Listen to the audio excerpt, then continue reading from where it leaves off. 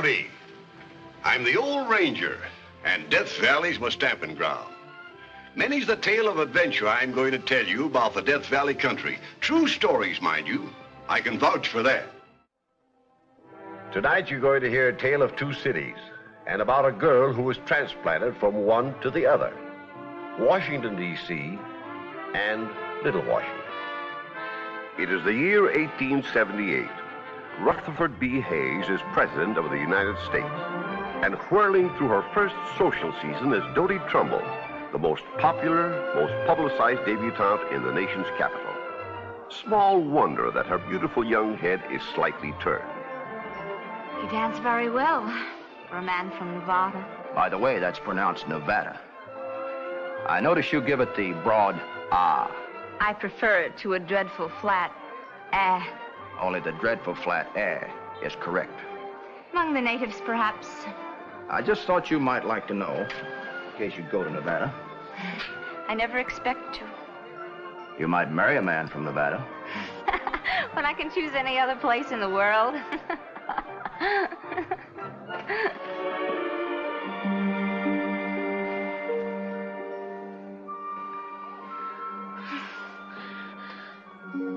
What made you do that? Because you irritate me, and because you're so beautiful. You could be such a person if you ever got out. I am out. I mean away from here. You don't know anything but Washington.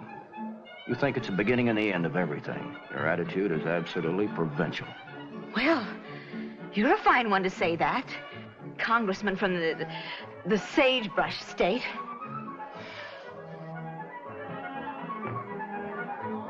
Ah, here you are, Miss Trumbull. I believe this is my dance. May I? I'm delighted to be rescued. Monsieur?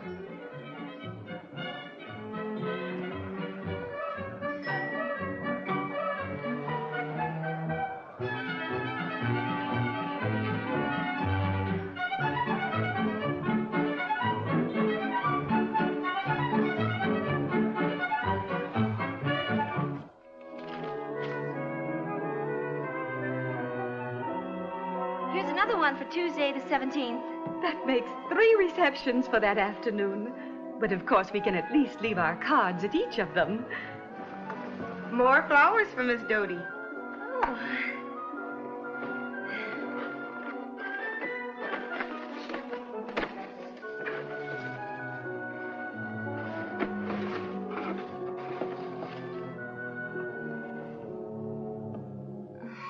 From Nigel Jarman. Oh, yes, that nice attaché at the British Embassy.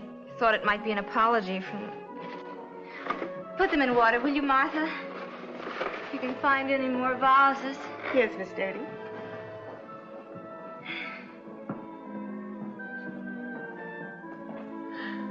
The New Year's Day reception at the White House. Oh!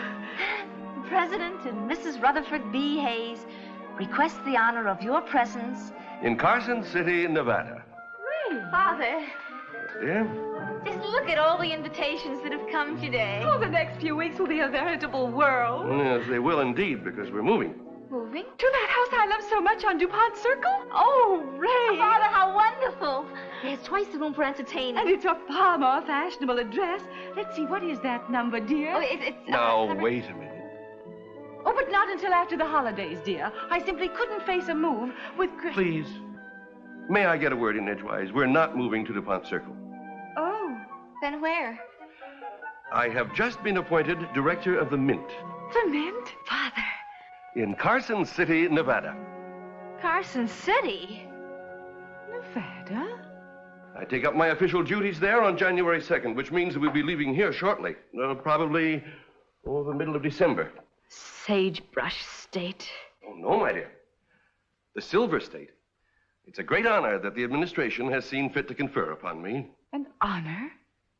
It seems more to me as if you are being shelved. How did they happen to select you, Father? Oh, I really couldn't say.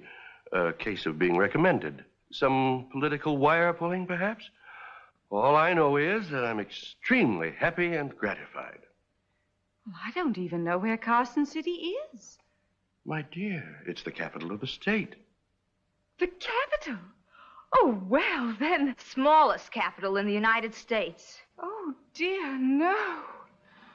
I learned that from their congressman. Oh, you've met young Tabor. I've met him. Well, now that's splendid because I've invited him here tomorrow night for dinner to tell us all about our new home. One of the things that worries me is the servant problem. Martha absolutely refuses to go with us. Is there an employment agency in Carson City? Oh, I'm afraid not, Mrs. Trumbull, but I think I have just the person for you. She used to work for my mother. As cook? And general factotum. Well trained, is she?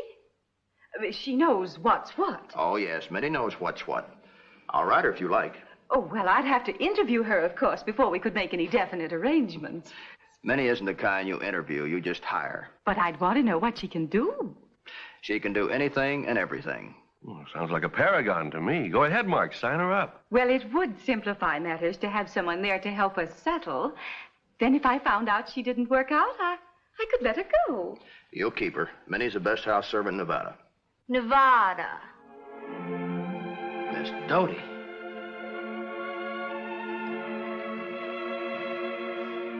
Good evening. How beautiful you look. Won't you sit down?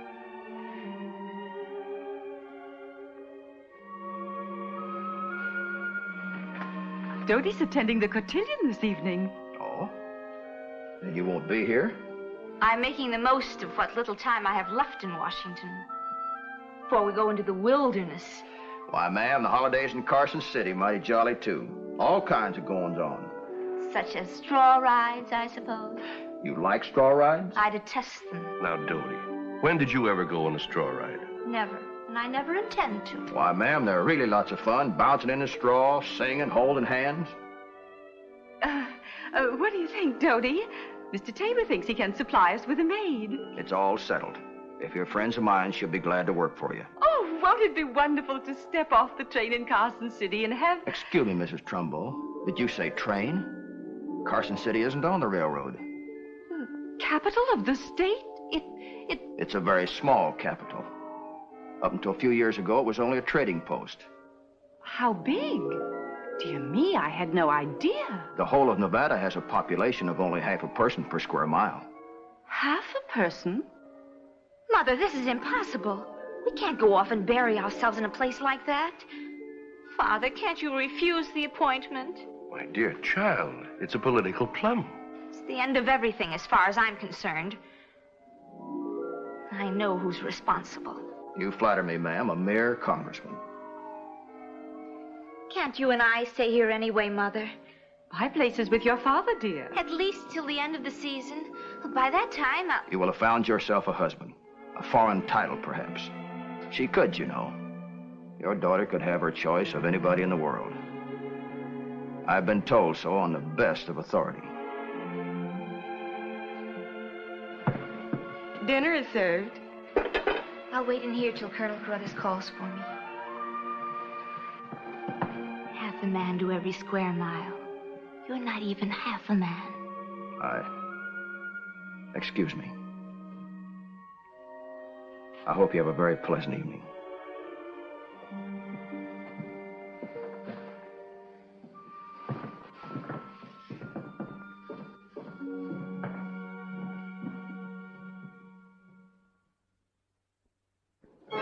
And so at the height of the social season, that December of 1878, the Trumbulls said goodbye to Washington and started on the long journey west to Nevada.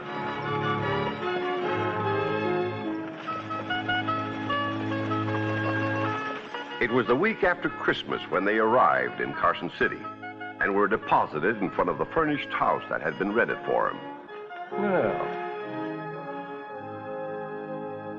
not bad. At least it's not an Indian teepee.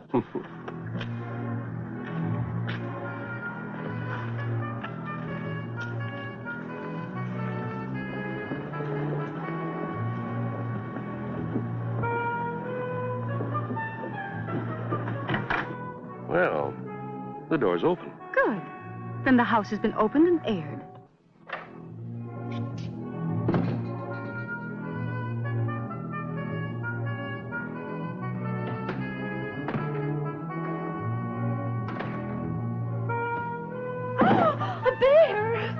my dear. It's only a rug. Oh, but it's still a bear.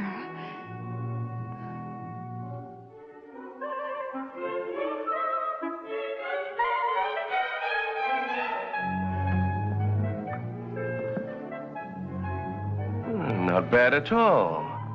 It'll be like living in a zoo. Young Tabor has done very well for us. Please don't mention that man's name to me.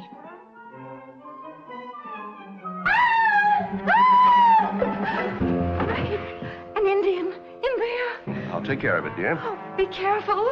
Oh, dear. Me, Minnie.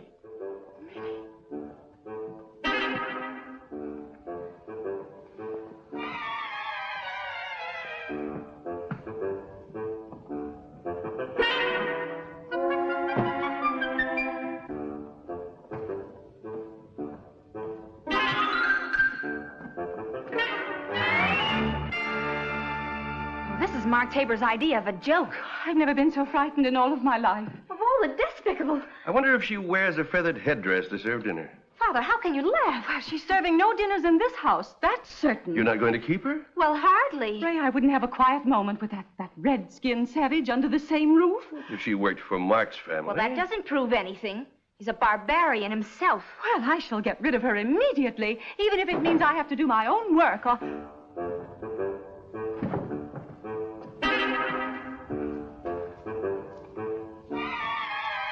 Me fix dinner.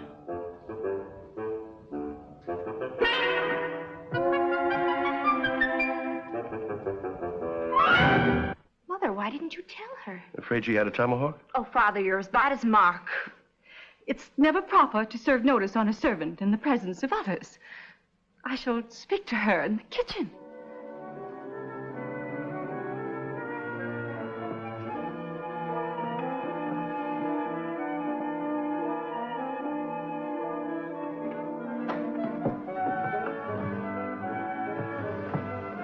Minnie? Minnie? Oh, Oh. I'm very sorry, Minnie, but we'll not be needing your services.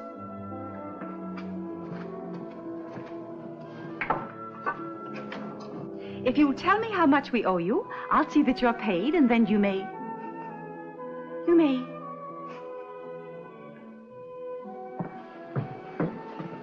Is that a pie in there? We'll leave it. I'll take it out later, after you're gone. We'll eat it tomorrow, perhaps. We're going to the hotel tonight for dinner. you eat dinner here. No. You tired. Well, yes, a little, perhaps, but...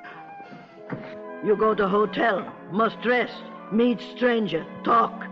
Better you eat home. You don't seem to understand, Minnie.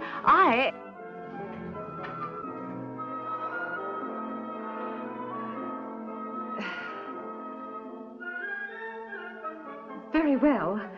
Since you've already made preparations, you may serve dinner at 7. You eat 6 o'clock. We're in the habit of dining at 7. Maybe so big Washington. This little Washington. Little Washington. You be ready, 6 o'clock. Oh, yes, Minnie.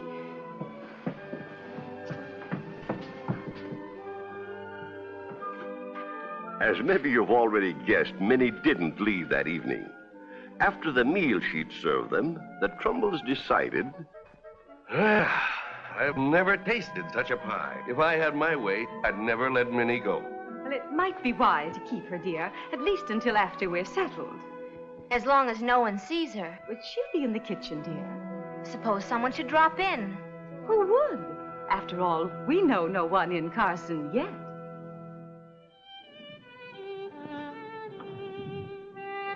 But the next afternoon of that very mild winter, Dodie discovered somebody she did know in Carson.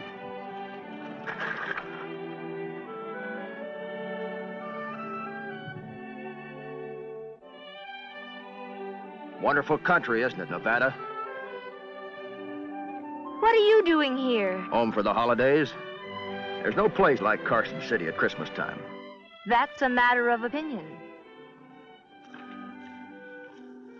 I was just coming to pay my respects and ask what size glove you wear. glove? So I can buy you a pair for the New Year's Eve ball. Well, really? You will do me the honor of going with me, I hope. Not if you were the last man on earth. And as for my gloves, my father buys me all I need. You don't understand. Out here, when a man asks a woman to a dance, I'm not attending the dance. it's really a very nice affair. I'm not interested. Everybody who is anything will be there. I can just imagine. Women with babies, Indians. And speaking of Indians, Are you making out with Minnie? you should be ashamed of yourself foisting off a creature like that on my mother. Foisting? Suppose someone should come to the house and see her. What kind of impression would they get of us? There goes someone now. Uh-oh. The governor's wife. The governor's... Oh, Mark, stop her. To tell her we haven't arrived yet. We're all out. We're sick. We're dead. If she should ring the doorbell and Minnie answers, well, we're socially ruined. Then you better hurry up and get there first. You unspeakable desert rat.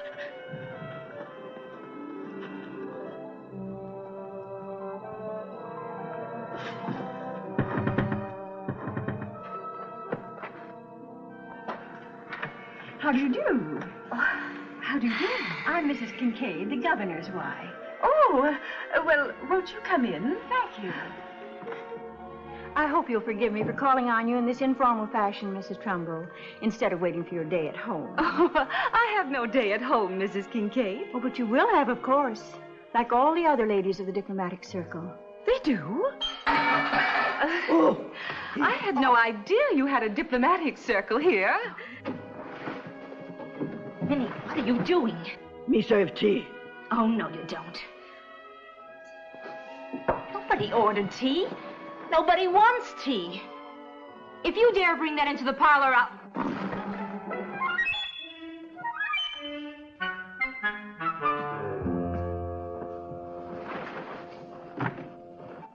My daughter is one of this season's buds, too. Really? Where was she presented? Right here in Carson. You mean the girls have a formal debut here in Carson? Why, certainly. Catherine was presented at the Thanksgiving Assembly. Oh, did you hear that, Dodie? I heard. I had no idea that in a remote outpost like this you have... Minnie. Oh,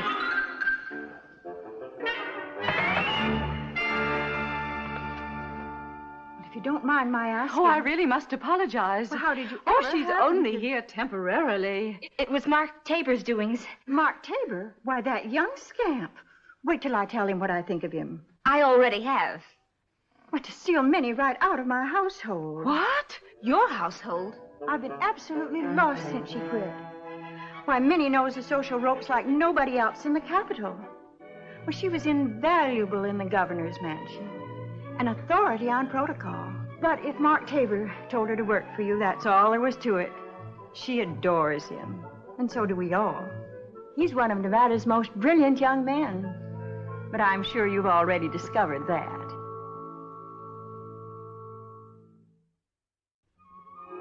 There were other callers at the Trumbull house the next 2 days. Every one of them leaving the proper number of calling cards in the card tray which Minnie placed beside the door. But Mark Tabor's wasn't among them. And on New Year's Eve, Dodie lay in bed and listened to the carriages rolling by, taking folks to the ball she had spurned, and the faint strains of a dance orchestra.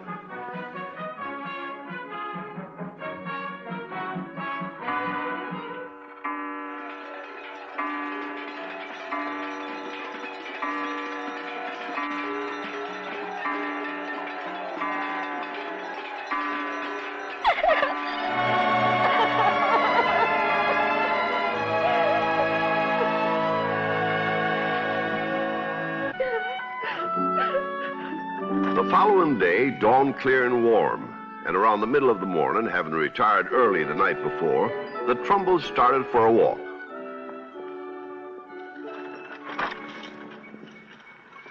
go back. We're just taking a little walk, Minnie. A constitutional. Ladies not walk on New Year's Day. Gentlemen walk. Only with high silk hat on head. Sorry, Minnie. I didn't bring my silk hat to Carson City. Well, it never occurred to him that he'd need it. Stay in house, then. Well, you're not serious. Come along, dear, if Minnie says so. Oh, but surely... Minnie is an authority on protocol. Oh?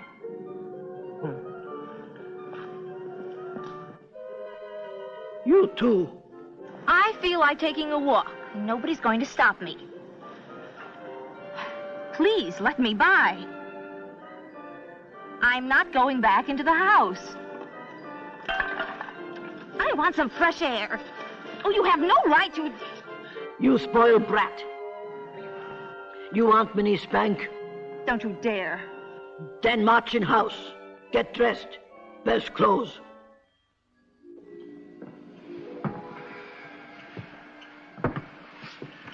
Well, I must say that I feel something of a fool. All dressed up and no place to go. Minnie knows best, dear. Do you realize where we'd be going if we were back in Washington? To the president's reception at the White House.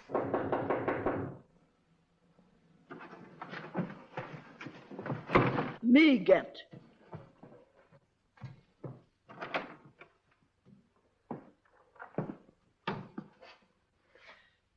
The Attorney General and the Secretary of State for Nevada. Hello, Ray. Good to see you again. Yes, it's the regular New Year's custom in Carson City. Before the day is over, you'll have received several hundred gentlemen callers. Several hundred? Oh, yes. Oh, how perfectly delightful. Will you excuse me a moment? This is my first trip out west, and I think I'm going to like it very much. Wonderful. Excuse me, I want to speak to my daughter. Yes, certainly. Let's stand by work. There are hundreds on the way. Isn't it thrilling? Washington was nothing like this. But what am I going to feed them? I don't know. Oh, dear. Ray, I was just going to ask Minnie to make some coffee. I had no idea there'd be so many this afternoon. Oh, I just don't know what we're going... Make way, clear track. Oh, Minnie, what have you there? Heap eggnog. And is it heap good? The White House never served anything to touch it. Give me some. I need it. Enjoying your best,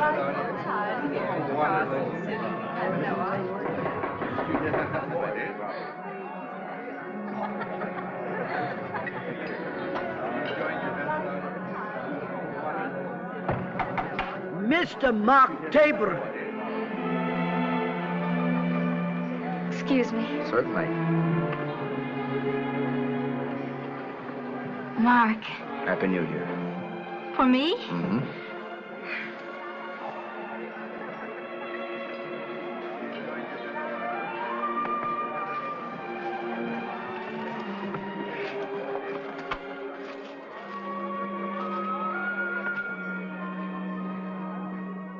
Just one of our funny customs. Instead of flowers, we give gloves. Since fresh flowers aren't obtainable out here in the wilderness. You're laughing at me, but I deserve it. No, laughing with you. Why didn't you tell me, Mark? Carson City is the most formal place in the whole United States, outside of Washington, D.C., where ladies have at homes and girls make debuts, and where nobody calls without leaving cards, and where the... And where there are no straw rides? What a fool you must have thought me. Darling, no, Just provincial. that was inexcusable of me. But so true.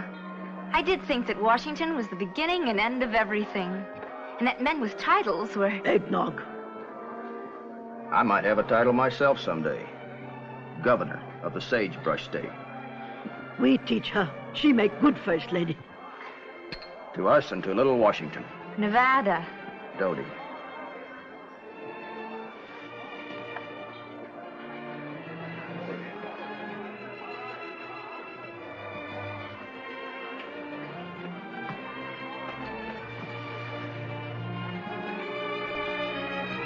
Carson City is still the smallest capital in the United States and one of the best. But if you go there today, don't worry about calling cards and a high hat.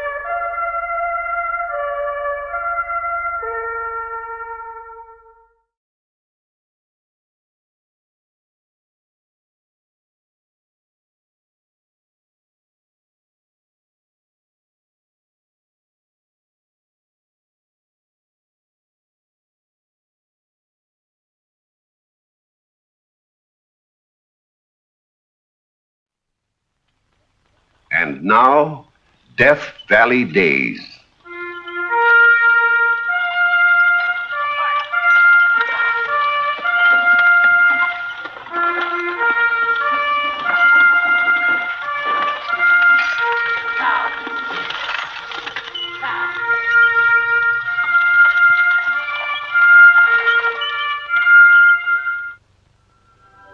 Howdy, folks. I'm the Old Ranger, and I have another interesting true story for you about the historic Death Valley country. The story you're about to hear is laid in a small lumber camp known as Saw Pits on the South Fork of the American River, not far from the place where gold was first discovered in 1848. The title of the story is Loggerheads.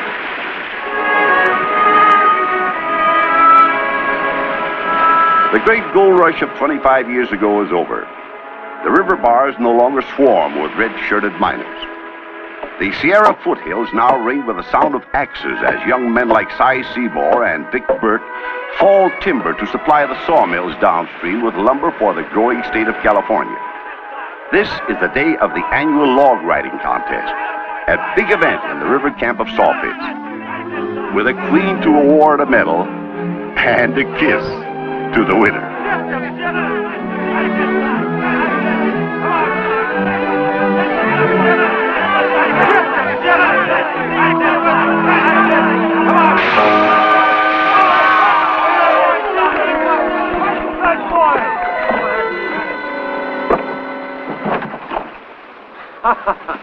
The winner, Silent Seymour. Nice going, Si. Come on up and claim your prize. Come on. And look, none of you little pecks in the cheek either. Let's see you really kiss you. Let go of me. Oh, don't be bashful. Congratulations to the champion log rider. Thank you, ma'am.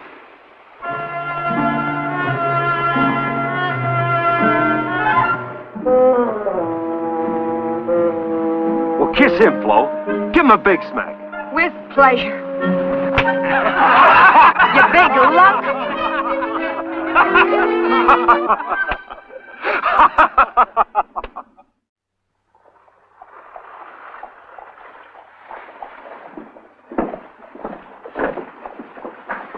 What are you waiting for, Baldy? Mail? Female. Here she comes now. Morning, Flo. Hello, Vic. Where are you bound for? Sacramento. I got a wonderful new job working at the new Helvetia Hotel. You mean you're leaving us for good? Well, the chance came along, so I grabbed it. After all, what is it for a girl here? Oh, come now. Queen of the camp? Queen. Don't make me laugh. We'll miss you, Flo. Well, thanks. All set, miss? Yes. Get her. Drop us a line and let us know how things go with you. Bye. Bye. Well, I hope you're satisfied. Drove the prettiest girl in camp out of camp. I did. Sure. The way you treated her the other day in front of everybody. No wonder she feels she's got no future here. Look, Vic.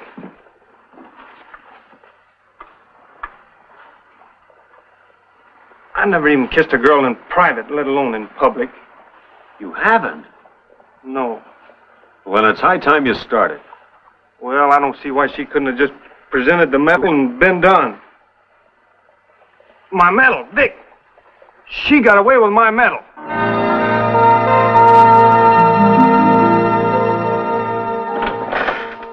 Write and ask her for it. Oh, I can't do that. Why not? You know her address? Helvetia Hotel, Sacramento. Oh, forget it. Well, it's your medal, Si. You want it. You just sit down and write her a letter. Vic, I don't know how. Well, it's easy. All you gotta say is... I don't know how to write. You don't know how to write? How come? Well, I just never learned. I can't read either. Not a word? Not a word. Well, you ought to learn, Si. Comes in handy sometimes. Especially when you want to write a girl. Who said I wanted to write her? I just want my medal, that's all. I'll tell you what, Si. I'll write the letter for you. Would you, Vic? Sure. I've got pen and ink right here. There we are.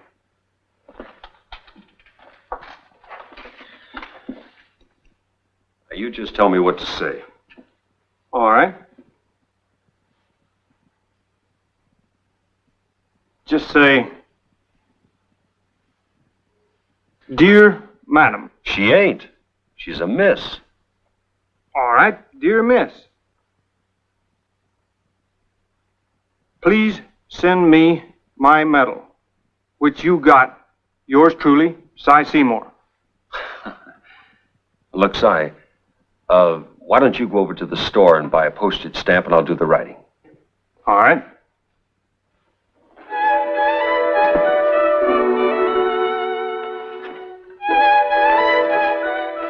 You better cut out that yours. Sounds too personal. Sure.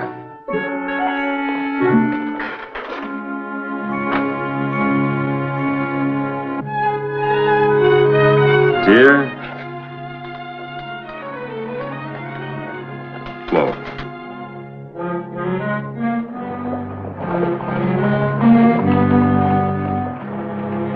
Regards, Cy Seymour. P.S. At your convenience, will you please send me my medal? Thank you for letting me read it, my dear. I can't get over it. He's always been so bashful. That's why they call him Cy, short for silent. Still waters run deep, you know. He prints real nice and neat, don't he? My husband always used to say that you could judge a man's character by his handwriting. Oh, here's a medal if you'd like to take a look at that, too. Oh, I would indeed. Oh.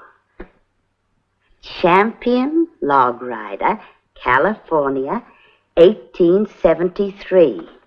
My, that's quite a trophy, isn't it? Oh, I wish you could have seen him on that log, Mrs. Perrin. He's a great big strapping fella. Oh, but the way he moves his feet and balances. Like a tightrope walker. But listen to me going on like this to somebody I hardly know. I hope you'll consider me a friend, my dear. Oh, I do, Mrs. Perrin. And you've been perfectly lovely to me. Brand new like I am here at the hotel.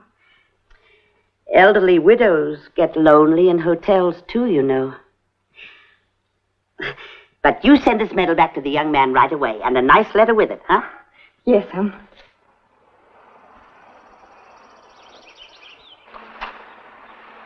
Read it to me again, Vic. Real slow.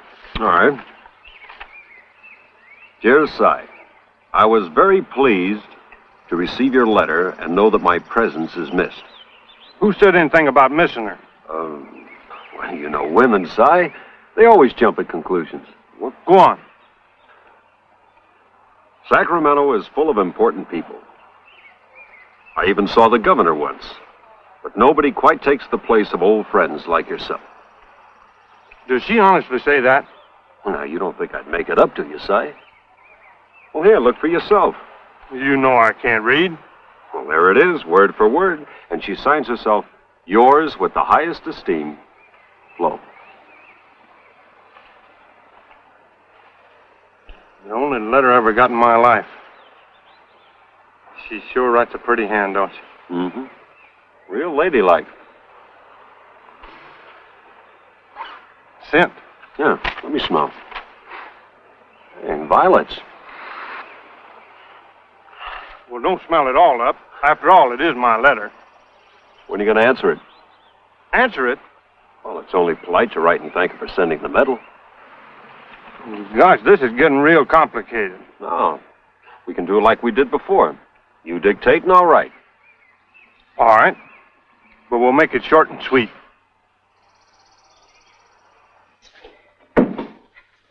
Another letter from him. He didn't waste any time, did he? A full page this time. Look.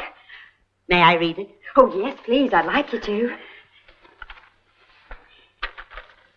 My dear Flo, thank you for sending me the medal. It means a lot more to me now, knowing that it has been in your possession. He has a real nice way of expressing himself, doesn't he? Read what else he says. Someday I shall claim the other half of the reward that was supposed to go with it.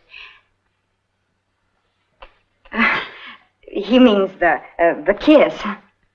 Oh. Well, you put some crosses at the end of your next letter. Oh, Mrs. Perrin, dare I? I think it'll intrigue him.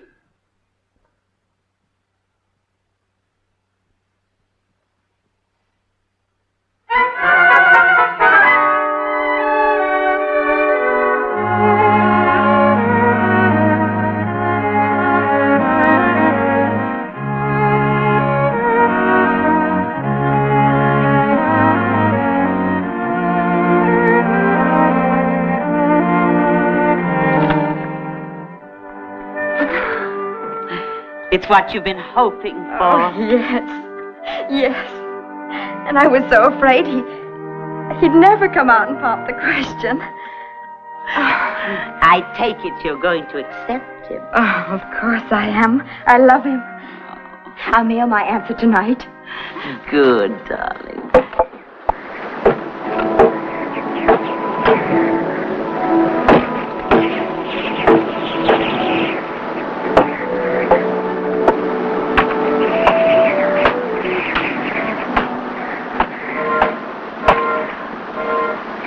Must be a storm coming.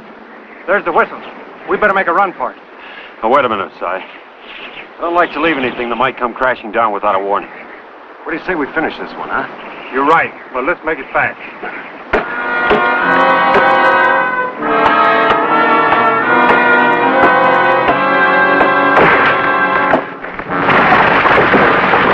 Timber! Quick!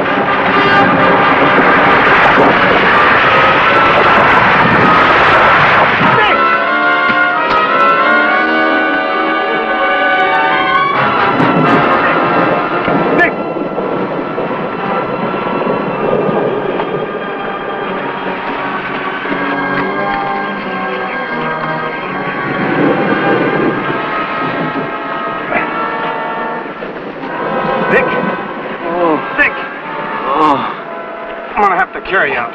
I'll try not to hurt you too bad. Well, leave me here. Go get help. Let another tree fall on you? Uh-uh. Let's go.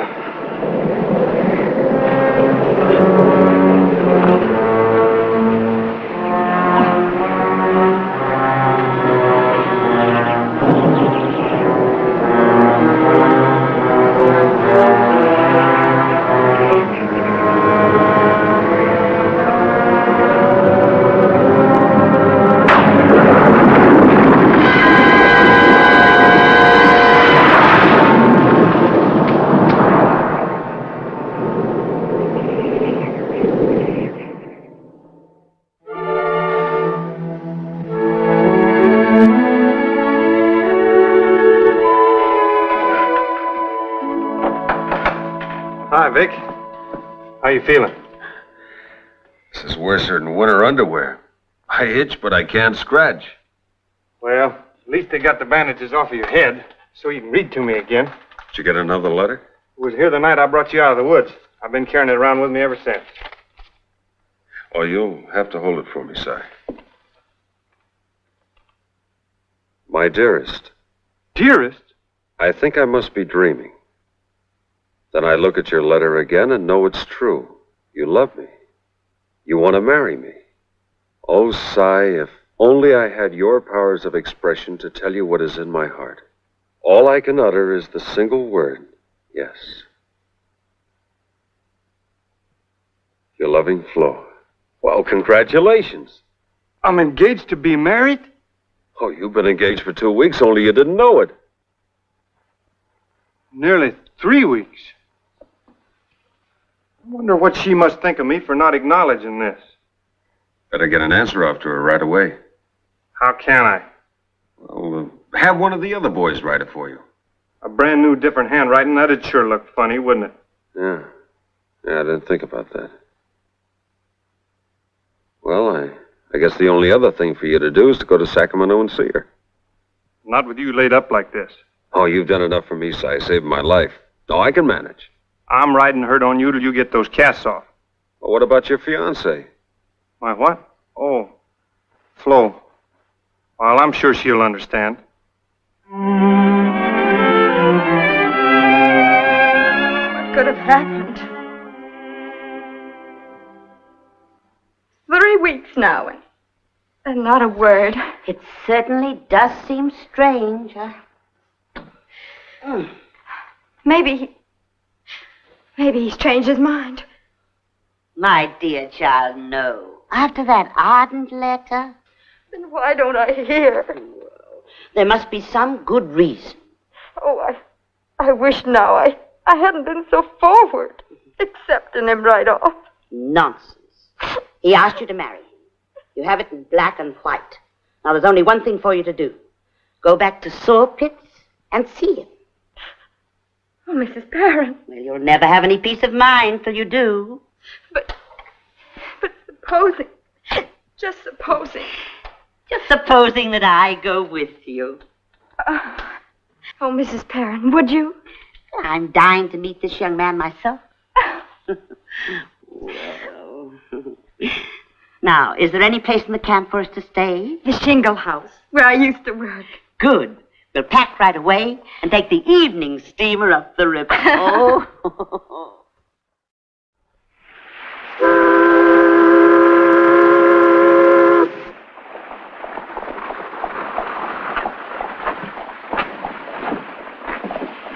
Imagine the most terrible things. That you were sick or dead or that you had jilted me. Flo. Why didn't you write and tell me about Vic? I'm sorry. I waited for a letter every day. Oh, Si, no man ever wrote such letters as you. It was then that made me fall in love with you. I'm glad. When are we going to get hitched? You set the date. Today. Tomorrow? Si, give me a little time. Say next Sunday? Next Sunday it is, then. A day of pure gold. That from the Bible?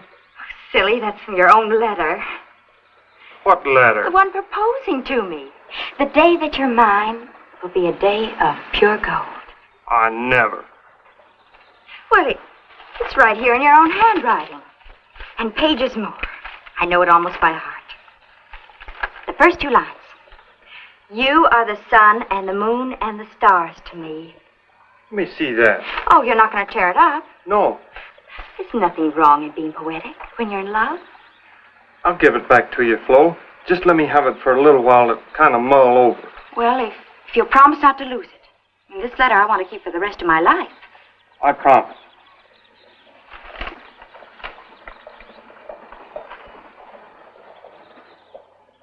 All right, I admit it. So I did embroidery him a little. A little? You turned them into poetry and spun them out into pages. Well, it did the trick, didn't it, Si?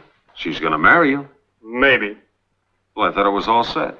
She fell in love with me on account of these letters, Vic. She told me so. Well, good. Only I didn't write these letters. You did. She don't need to know. You think I'd marry her not knowing? You're going to tell her, Vic. Me? You deceived her. Or you're going to square me with her. Oh, now, looky here. She wants to come see you anyway. You're making me feel like a criminal, Si. I thought I was doing you a favor. Honest, I did.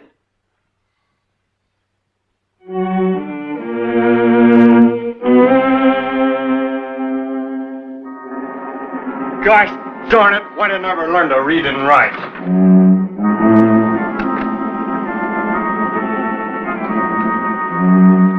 I'm glad to see you coming along so fine, Vic. Yeah. Doc's going to take these blame casts off tomorrow. Then you'll be able to stand up with Si at our wedding. How wonderful. You're really in love with that guy, ain't you? Head over heels. Oh, he's a great guy. 4 square. Just to show you how square. I know you won't believe this, Flo, but he seems to think I ought to take the credit for some of the things that went into those letters he sent you. You should. Why? Well, once in a while I'd throw in a suggestion or two, and, well, you know, Si, he's not one for long words. Once in a while he gets stuck, and Well, you know, Flo, two heads are better than one. But he did write those letters. Oh, they were from him, sure. I mean, he wrote them with his own hand. Well, his name was signed to him, wasn't it? Vic. Would you mind handing me that pitcher of water on the table there, Flo? I'm kind of thirsty.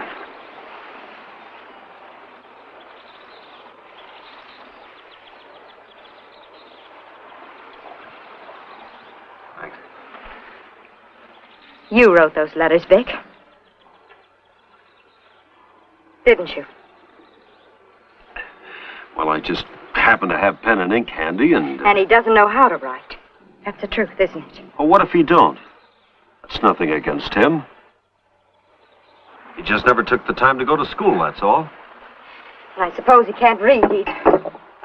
Lord knows he wished he could. Especially these past few months.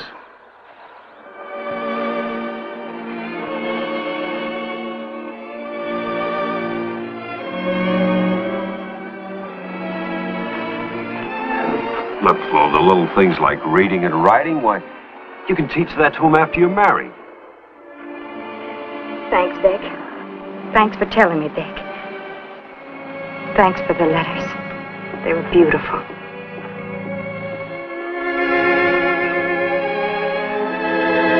Your own made pretty darn wonderful reading, too, Flo. You said you had something you wanted to tell me, Flo.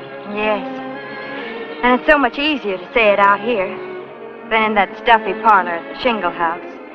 What is it, Flo?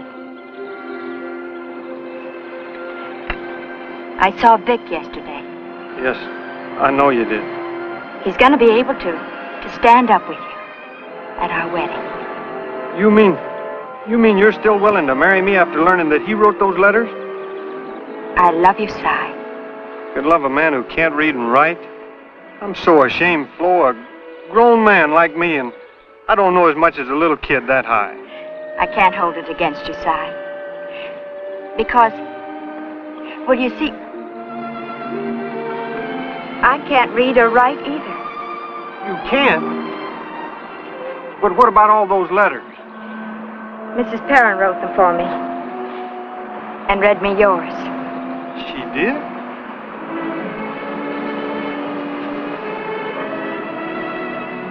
Can't believe it. All that pretty handwriting.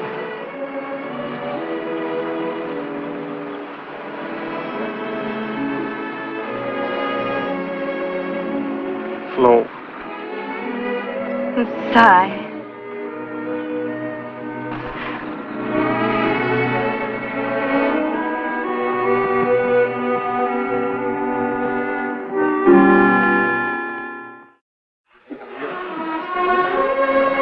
Here they come.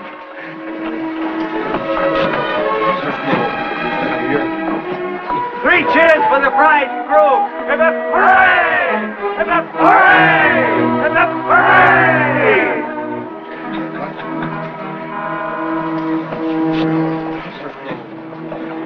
What does that say? That sign says, excuse our dust. I think you're a doggone liar. Goodbye, Mrs. Perrin. Goodbye, And thanks for darling. everything. Goodbye, Vic. And thanks. Good luck, Si.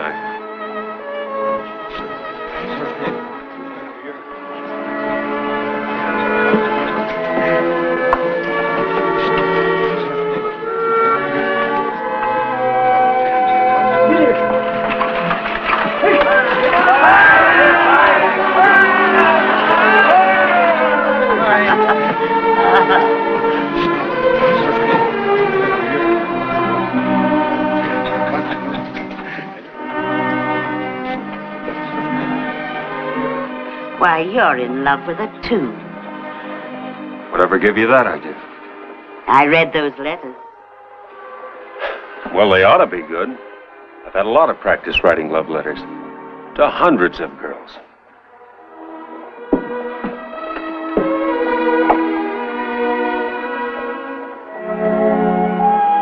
It seems to me all this goes to show that there are none more literate than those who understand the language of the heart.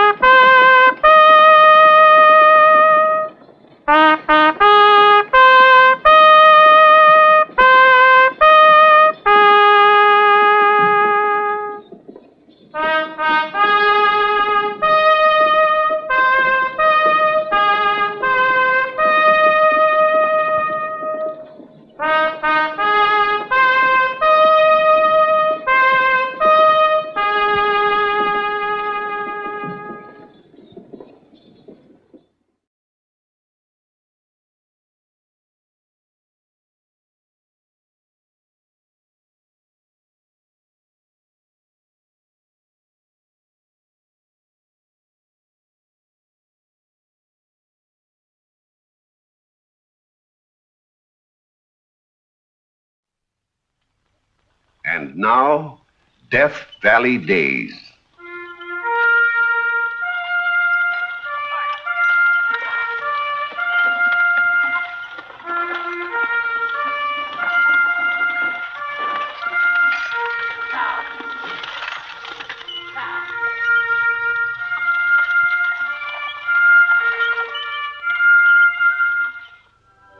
Howdy, folks.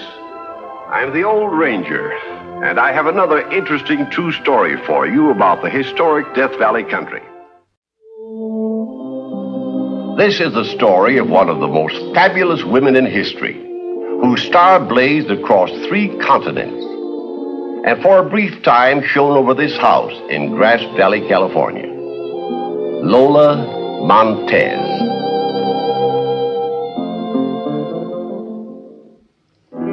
Lola Montez, of course, is my stage name. I was born in Limerick, Ireland in the year, why not admit it, I've always been indiscreet, the year 1818. My father was an Irish army officer. My mother of Spanish descent. They christened me Maria Dolores Elisa Rosanna Gilbert, Lola for short. My early childhood was spent in India. Then, when I was 18, my mother joined me in England, where I had been sent to school. I was to make my debut. So she told me. Come in.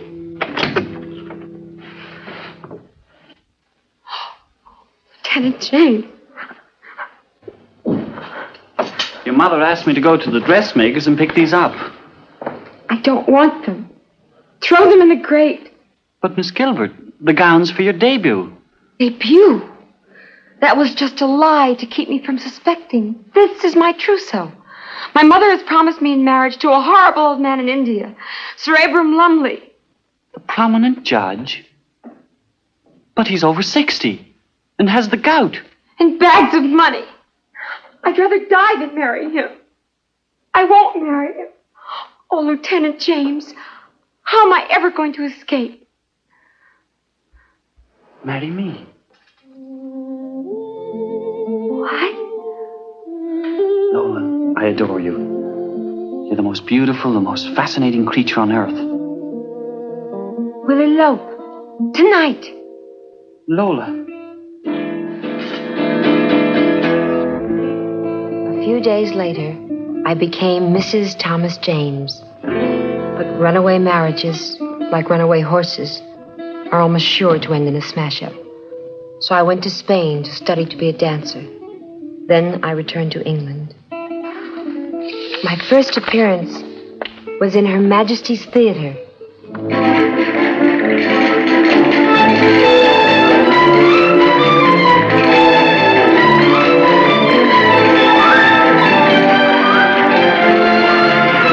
Why, Job, it's Betty James, an Irish girl. We've been royally swindled. Swindled, by Jove! Swindled!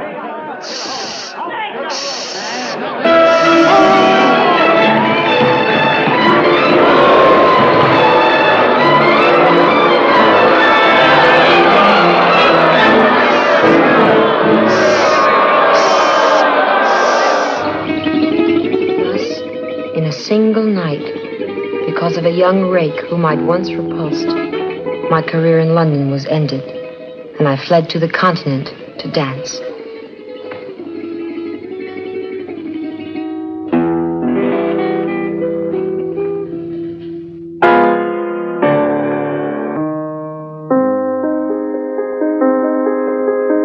It was in Dresden that I met Franz Liszt, then at the height of his fame. He came to my dressing room after the performance. You were glorious, Donna Lola. Such grace, such beauty, like a tigress. Beware, Senor Liszt. Tigers can be dangerous. If you knew what a relief to meet a woman of vitality after all the sentimental creatures that languish around me. You are the first man I've ever met with a soul. A soul which must remain free. Why do you tell me that? To warn you. to remind myself that there can be only one real love in my life. My music. Play for me, Senor Liszt. I play only when I choose. The queen of your native Spain once commanded me, and I refused. I ask you, as a gracious favor, play for me, Franz.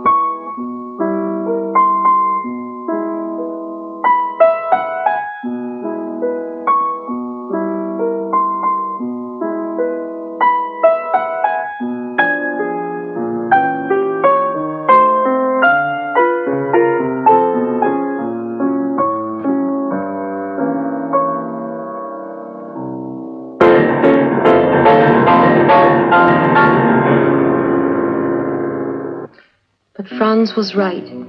He could not long remain fettered. There followed a year in Paris. Alexander Dumas, Victor Hugo. Then I returned to Germany, where at that time there were some 36 ruling princes. I had made up my mind to land one, but what I landed was something much bigger. King Ludwig I of Bavaria saw me dance at the Munich Opera House, was bewitched.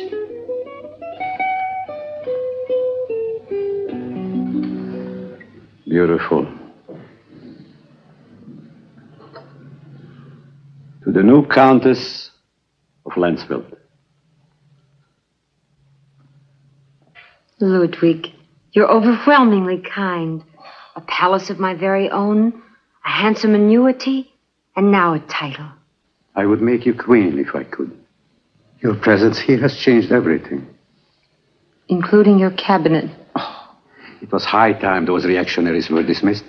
Now the new ministry is instated, which would go along with our plans. The Lola ministry. That's what the newspapers call it. The papers say harsh things about you, Ludwig. I care not. And the church? I told the Archbishop the other day publicly when he upbraided me. Bishop, I said, you stick to your Stola and leave me my Lola. But no matter what anyone says, if it cost me my kingdom, I will never give you up. Never. I was in the autumn of my life before it came. But once I met you, Liebchen, I know spring again. Ludwig.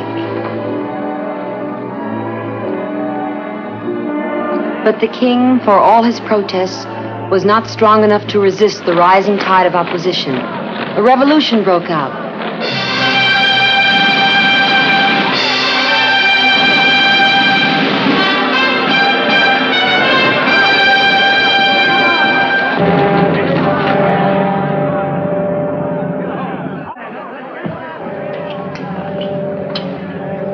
Countess. Count Richburg, may I offer you some champagne? I come from the king. Yes? He has just met with his cabinet and signed this decree. Defying the revolutionists? Ordering your banishment from Bavaria. I don't believe it.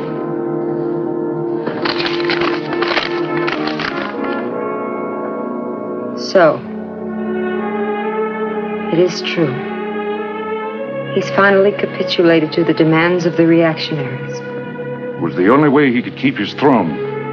After all the solemn pledges he made to me. The king is no longer young, madam. He craves peace. He'll find it. In exile. Oh, don't think for a moment that by banishing me, he will save his crown. In the end, he will lose both. I must be out of Munich by nightfall. As I predicted, A few weeks later, the king was forced to abdicate his throne. I never saw or heard from the king again, but at least I have my jewels and my title.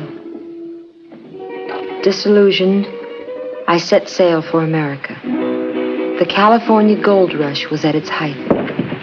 On the voyage up the Pacific coast, I became acquainted with the editor of a San Francisco newspaper, Mr. Patrick Hull. That's a very funny story, Mr. Hull. You're the most amusing raconteur I've ever met. Patrick, please. Just plain Patrick. My father was Irish. Well, where'd you get the name of Montez? Just took it as I have taken anything I wanted. And what is the next thing you plan to take? California, of course. By storm. That's where you're mistaken. The first thing you're going to take is the hand of Patrick Hull in marriage, just as soon as we land in San Francisco. You're out of your mind. With love, yes. Why, I'm even jealous of the stars and the ocean when you turn your gaze on them. Lola, say you'll marry me. I do not bring men luck, Patrick. Well, I'm not asking for that. I'm asking just for you. To have you with me for the rest of my life. You could make me laugh with your amusing stories. Every day. Perhaps that's as good a reason as any for marriage. Yes, Patrick. I'll be happy to be your wife. Lola.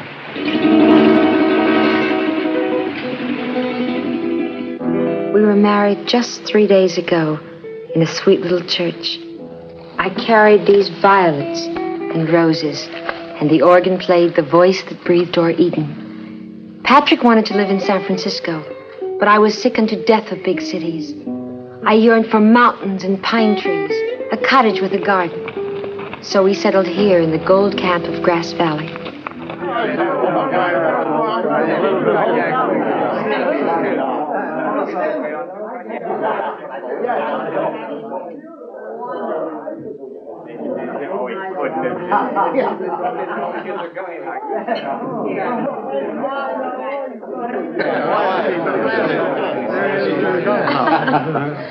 Baron, how nice of you to come. Madame, may I present Monsieur Jean Hugo, Mrs. Hull. How do you do? An honor. I have often heard my uncle speak of you as Lola Montez. You are a nephew of Victor Hugo? His favorite Hugo nephew. He was one of my dearest friends, back in my Paris days. But what are you doing here in Grass Valley? Digging gold like everyone else. How extraordinary. Not as astonishing as to find you here. I could scarcely believe it when the Baron told me. I am married now, you know, to an American. You must meet my husband. Ah, there he is. Excuse me, I'll bring him over. Is this a nice way for a host to behave? Sulking with a drink? Host? No one even knows or cares whether I'm here. All they have eyes for is you. Well, naturally.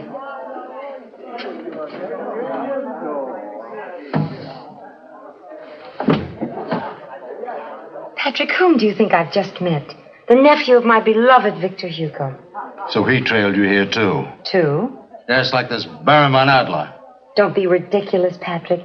I've never seen either of these men until we came to Grass Valley. It's quite a coincidence that they should both turn up from out of your past.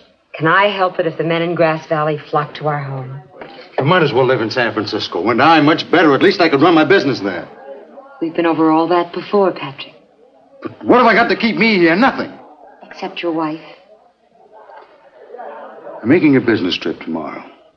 You're coming with me. Tomorrow? I'm sorry, Patrick. I've made other plans. With whom? As your husband, I have a right to know. You take care of your affairs, Patrick. I'll take care of mine.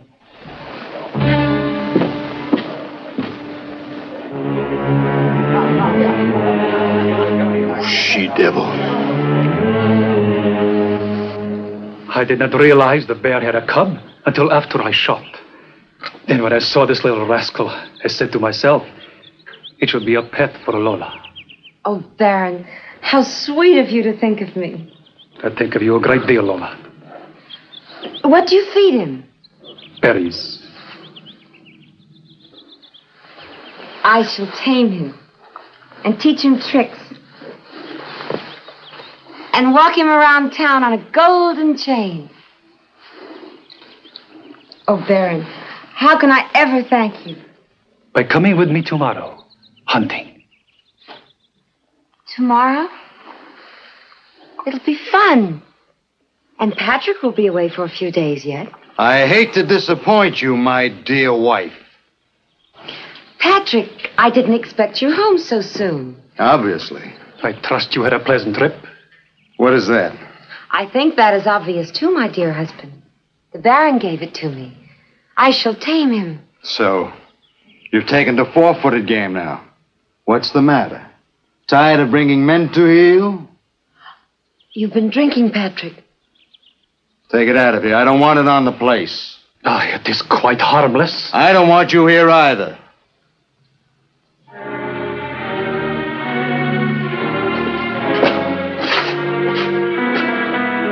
Excuse me.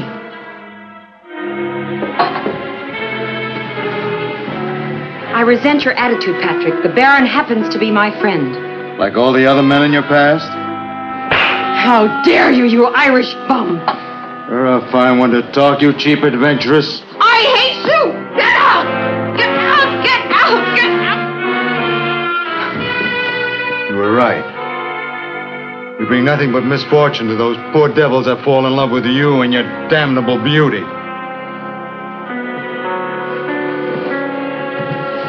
And don't come back! God have pity on you, Baron.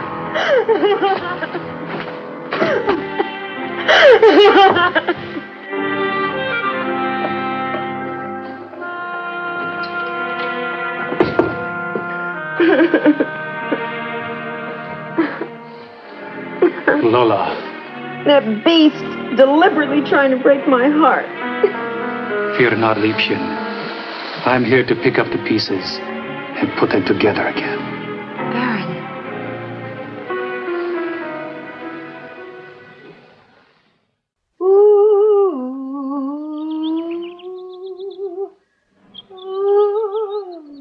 Hello. Jean. The minister should see you now, on your knees beside your roses. Yes, they are beautiful, aren't they? This pink one. What minister? But Reverend Wilson, he would no longer describe you as a wanton hussy. Is that what he's been saying? Well, it is only your dress that he refers to, the costumes in which you dance. How does he know what I wear? He's never seen me dance. Of course, that is why he's so stupid. He shall see. I shall go to his house and give him an exhibition. Lola. At once!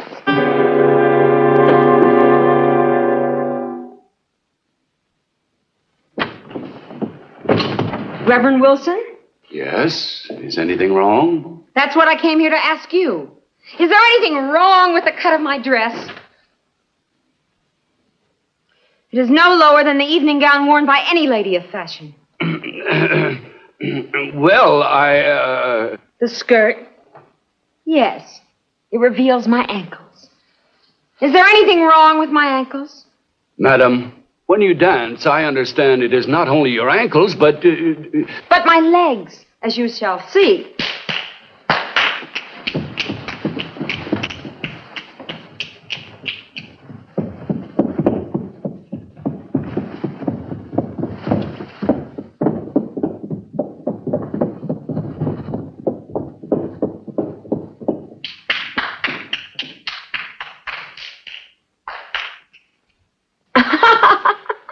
I did my famous spider dance for him, and I lifted my skirts higher and higher. Lola, there is something I... You should have seen the look on his face. It was ludicrous. Lola, please.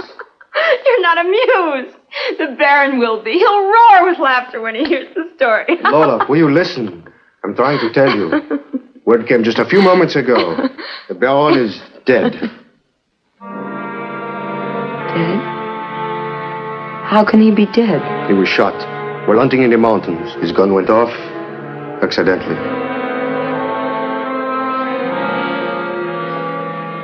No. It was not an accident. It was the price he paid for loving me. Lola. Jean, please. But you are alone. What will you do? I still have my career. I'll go back to the stage and dance. I'll start this very night.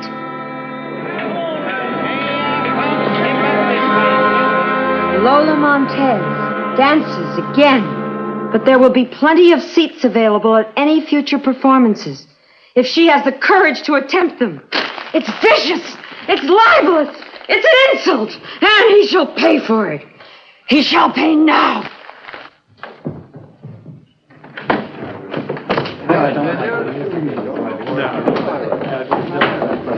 Mr. Shipley? Yes? You are the author of this attack on me.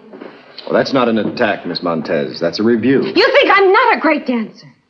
In my opinion, no. And what is your opinion worth? A miserable provincial backwoods editor. Formerly of New York. You have the temerity to criticize Lola Montez, who has appeared before the crowned heads in the capitals of Europe. I merely report what I see. Have you ever danced yourself? No. Very well. You shall dance now. Dance! Dance! Dance!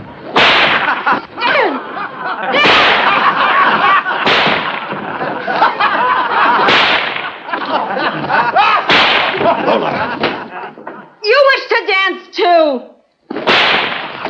Dance! Dance!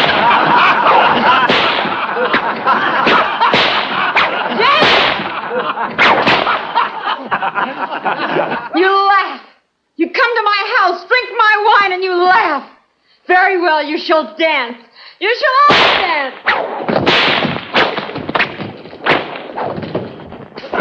Dance! Dance! Dance! Dance! Dance! Dance! Dance! My curse is upon you! Dance! Dance! Now, in truth, I have nothing. Nobody. I cannot stay here in Grass Valley or in California any longer. But where can I go? To whom can I turn? In God's name, to whom?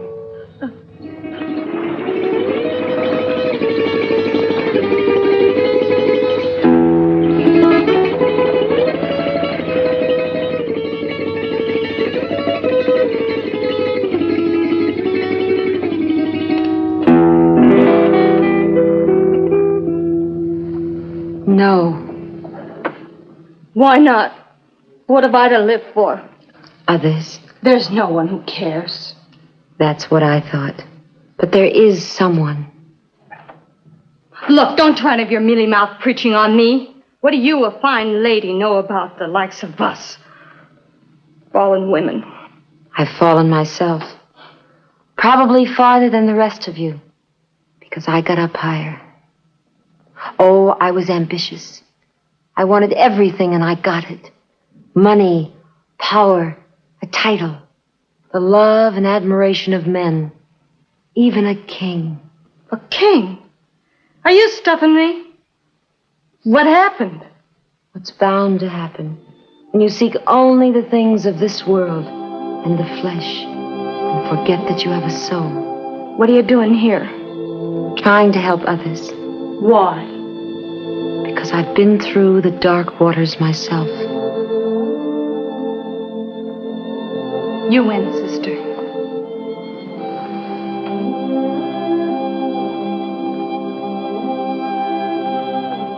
The last years of her life, Lola spent working in the Magdalene Rescue Mission for outcast women. And she left what little remained of her fortune to it when she died. In Greenwood Cemetery, Brooklyn, is this obscure headstone which reads simply, Mrs. Eliza Gilbert. There rests in peace the woman who knew the heights and the depths, the incomparable Lola Montez.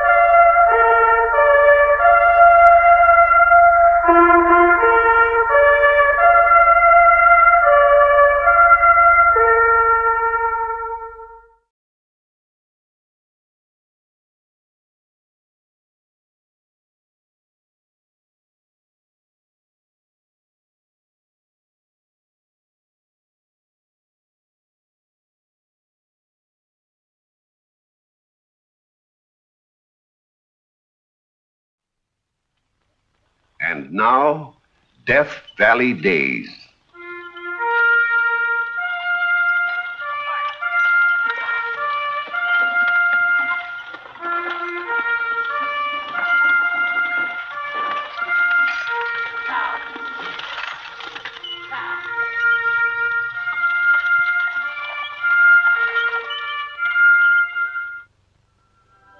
Howdy, folks.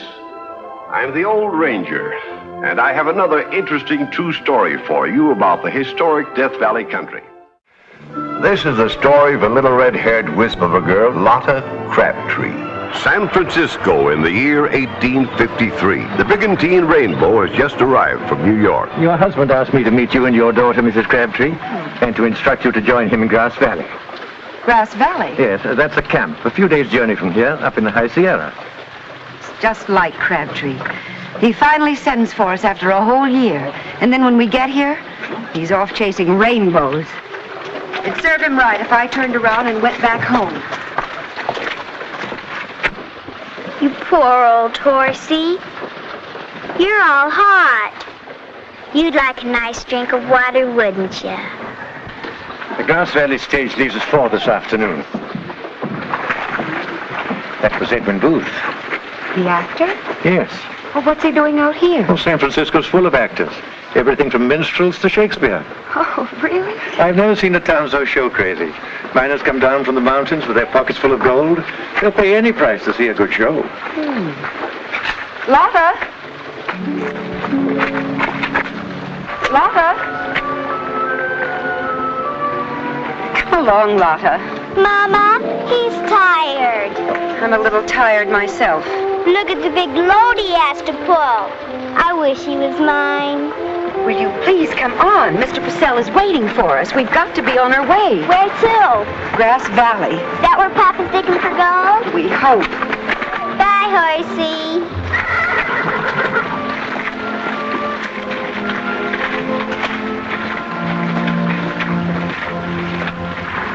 In spite of her resentment over the situation and her inclination to turn around and go back home, Mary Ann beautifully took the stage with little Lotta to join her husband in Grass Valley.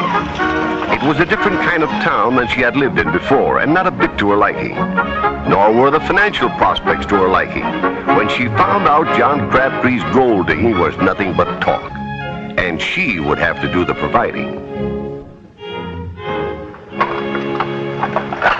We're wasting our time here in Grass Valley, Mary Ann. We? If we move on up to Rabbit Creek, you won't have to run a boarding house. I'll make the money. The gold up there lies in great pockets. Every pocket worth a fortune. After you've located it. I will if I get there soon enough. I might go on ahead. You could follow with Lotta. Say, where is Lotta? Out riding with Lola Montez. You let that child. Why not? She can't sit around the house all day. Well, Lola Montez is a notorious woman. An actress and a dancer. And a very good neighbor. I'm surprised at you, Mary Ann. Approving of such a person. I didn't say I did. But I like her. She's been mighty nice to Lotta. She's taught her to ride. What else has Lotta learned from her? Nothing she shouldn't. I'm sure of that.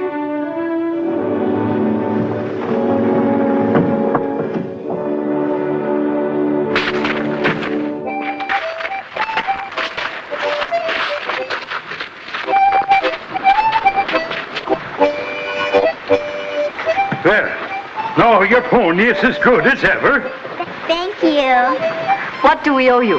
Be glad to do it for the little girl.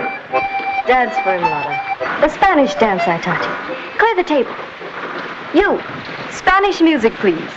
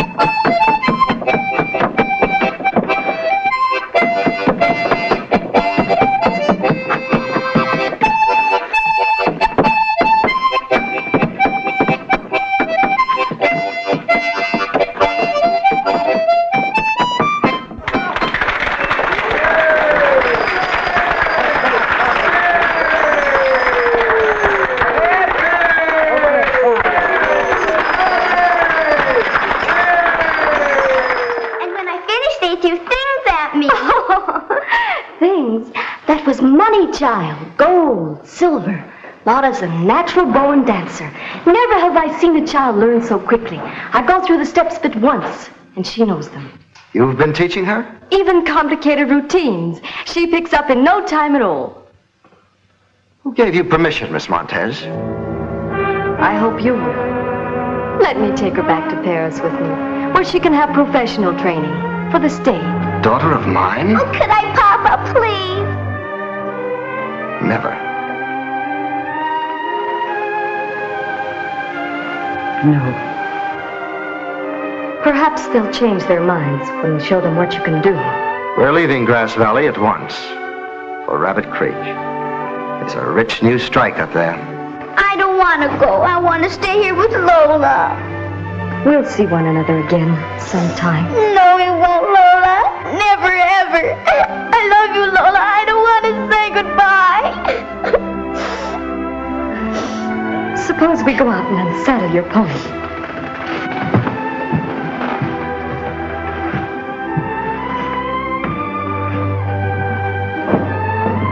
There, you see?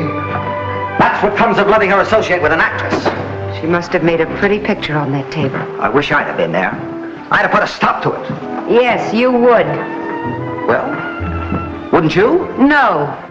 No, if I'd been there, I'd have picked up the money.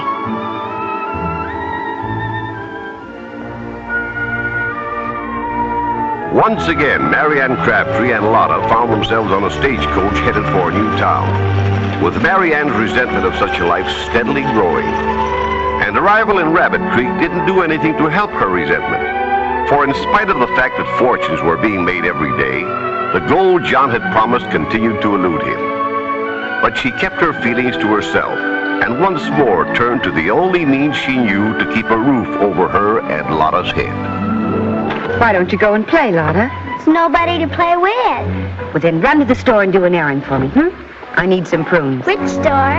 Mart Taylor's. Next to the theater? That's right. And tell Mr. Taylor to charge it. And don't waste any time. Come right straight back. Yes, Mama.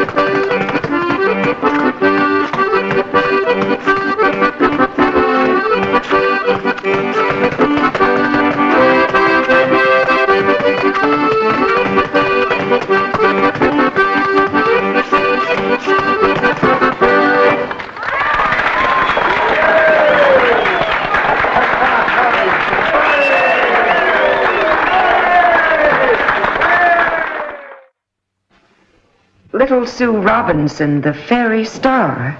A child prodigy from San Francisco. She was booked to play my theater for one night, but there was some disagreement over terms, so she's appearing instead across the street at the dance hall. Why are you telling me this? Because I want to put on a rival show tonight starring Lotta. Lotta's 10 times prettier than Sue Robinson, and she can dance rings around her. Will you and Mr. Crabtree let her? Mr. Crabtree is off prospecting. Then will you? She has nothing to wear. You could whip her up a costume between now and tonight. Suppose she gets stage fright. Oh, once let the music start up and Lotta's feet can't help dancing. Mommy, there's a new little girl on camp and her name's Sue, and she's just my age. Could I go play with her? No, Lotta. But she's only going to be here one day, and it's the first time I've had anyone to play with. Sue Robinson can't possibly be a playmate for you, Lotta. Why not? Because she's a rival. A professional rival. Hurry, ladies and gentlemen, right this way. One night only, little Sue Robinson. This way, folks, to see the wonder of the West, Lotta Crabtree. Come right on in and see the most brilliant, the most scintillating, the most beautiful young dancing star the West has to offer. Step right in, folks. Get your money ready, get your money ready. No waits, no delays. Step right in. Hurry. Step right in, won't you come in, please? See Lotta Crabtree. Come right on, that's fine. No waits, no delays. Comfortable seats on the inside. Step right up, ladies and gentlemen. Come right on in. Come right on in, gentlemen. That's fine, ladies. Lotta Crabtree. Lotta Crabtree, the most beautiful young dancing star of the West. Direct from San Francisco. Get your money ready. Get your money. Hurry. Come and see Lotta.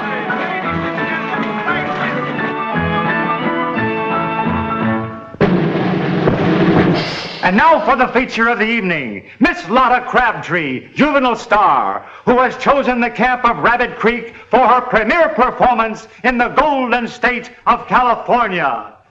Now remember, do it just the way Mr. Taylor told you to. I'm scared, Mama. Oh, there's nothing to be scared of. Those folks out there are just neighbors. Now smile. That's it.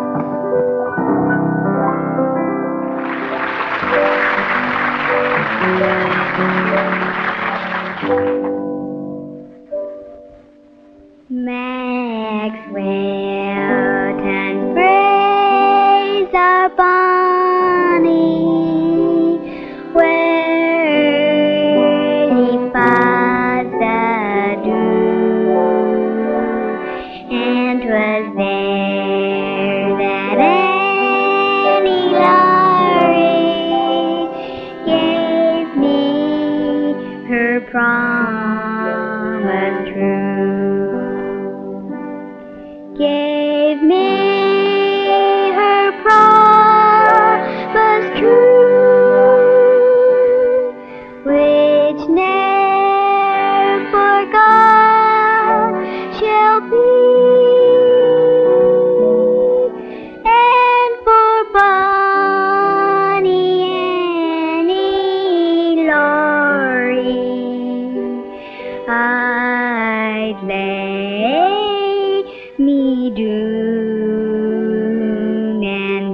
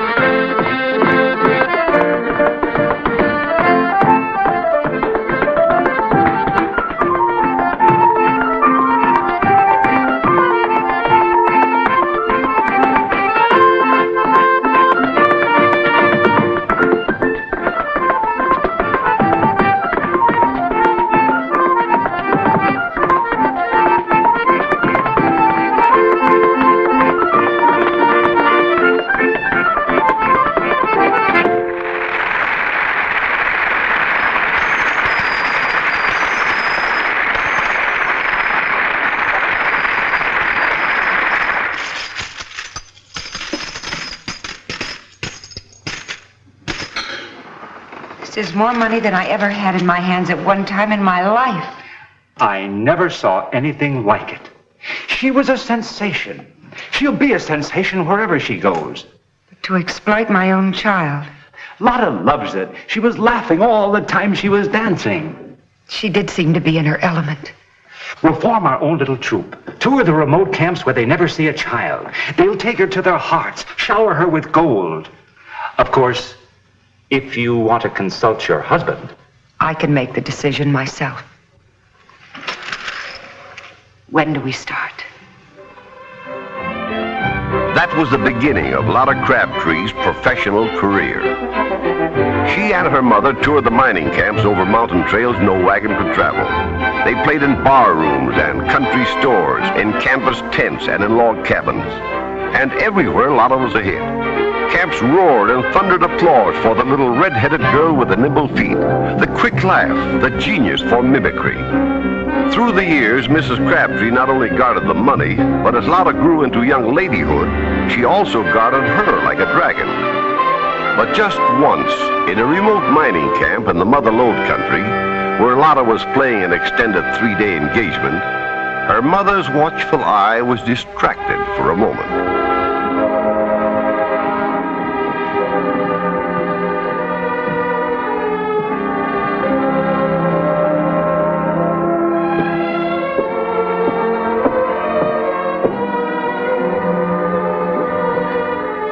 You're Lotta Crabtree, aren't you? Yes. Miss Lotta, the unapproachable. Why do you say that? That's what they call you. Oh, they do? I've seen your show every night. You're wonderful. Well, thank you. Did you like the cakewalk number? I liked the ballads best of all. When you sang those, you didn't seem like an actress. You were just yourself. A girl a man could ask to go driving with him. Driving? I've got a horse and buggy. I don't suppose that seems like very much to a famous person like you. I've never been buggy riding with a boy in my life. Would you like to? I'd love it. Lotta! When? Tomorrow morning, we're at the hotel. Lotta! I'll call for you in the morning at 10. My very first beau. Who's that young man you were talking to, Lotta? I don't know his name, but he has a horse and buggy, and he's asked me to go driving with him. Such insolence. You refused, of course. But no, I accepted. You'll do nothing of the kind. Come back into the theater with me.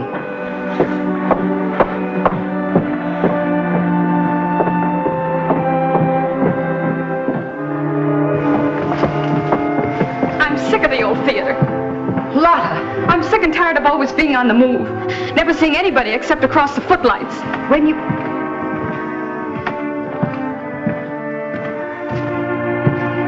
you have a career, my dear, But I don't want a career. I want to be like other girls. Have friends and home and fun. Well, I don't care what you say. I'm going driving with him tomorrow. He's nice.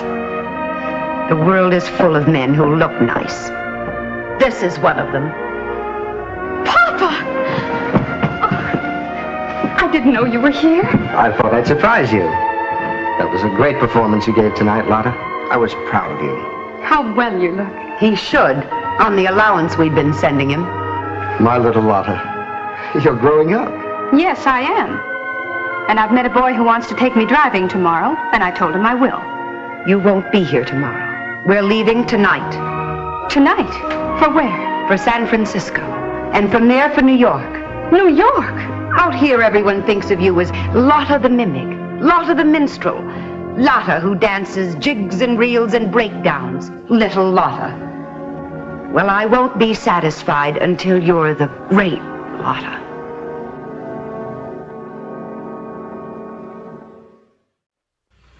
In the months that followed, Marianne Crabtree's dearest ambitions were realized.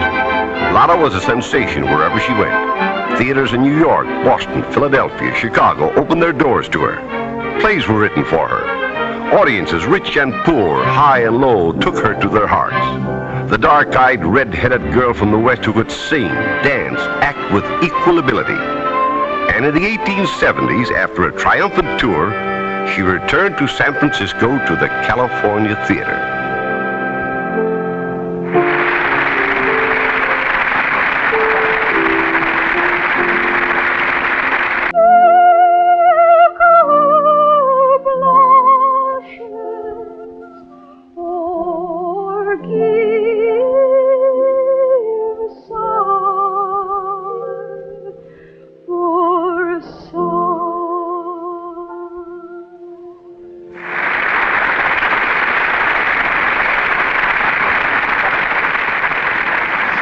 Why, thank you, Captain.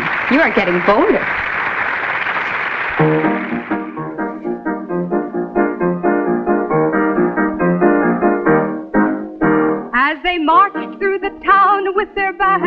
gay. I ran to the window to hear the band play. I peeped through the blinds very cautiously then, lest the neighbors should say I was looking at the men. Oh, I heard the drums beat and the music so sweet, but my eyes at the time caught a much greater treat. The troupe was the finest I ever did see, and the captain with the whiskers took a sly glance at me. Hi!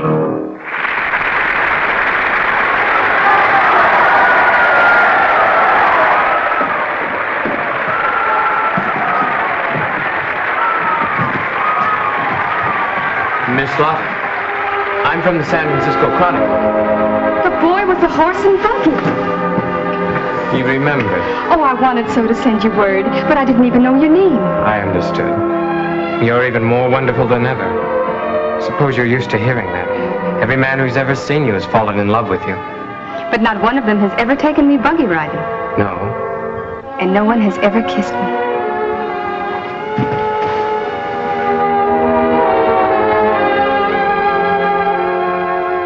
Is this real, or just another play?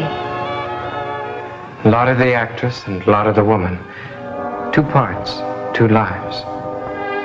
Which one is you? Lotta! Lotta! On stage, quickly! The mayor! The mayor!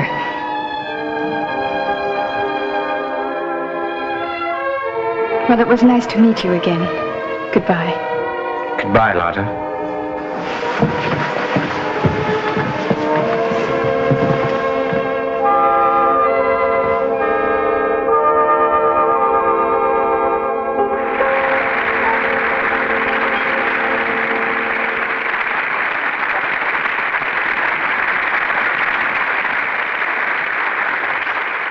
As mayor of San Francisco, I take pleasure in presenting to you, Miss Lotta, a slight token of the esteem in which this city holds you. A diamond tiara for the Queen of the Theater.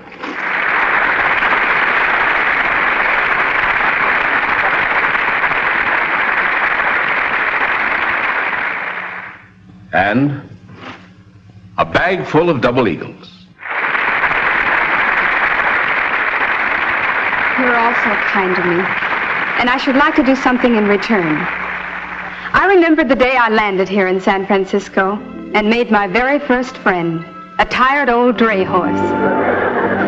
In his memory, I'm giving to the city of San Francisco a bronze drinking fountain to be placed in the very heart of the city, where anyone, man or beast, who is thirsty can stop to rest and drink.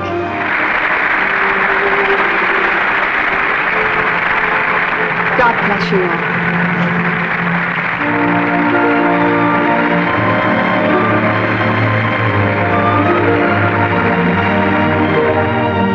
Lotta's Fountain, as it is called, still stands today at a busy intersection in downtown San Francisco.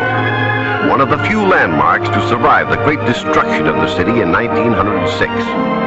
And when she died, an old lady, still Miss Lotta, she bequeathed her entire fortune of $4 million to charity.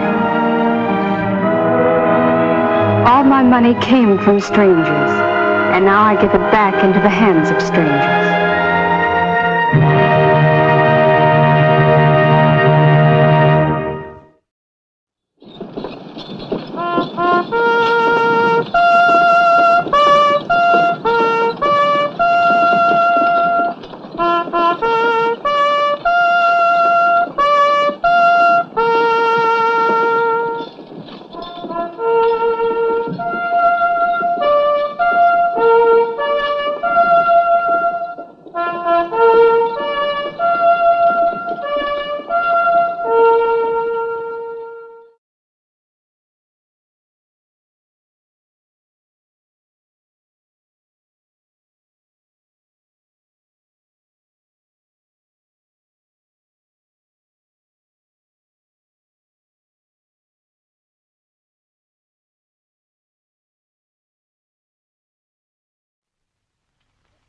And now, Death Valley Days.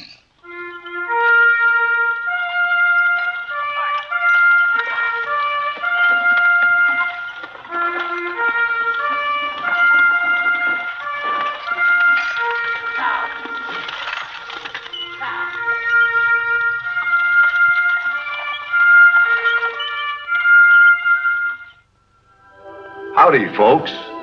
I'm the Old Ranger, and I have another interesting true story for you about the historic Death Valley country. It's the 4th of July, 1901, and all over America, folks are celebrating with parades, fireworks, and parties as we open our story of Lovin' and Leavin'.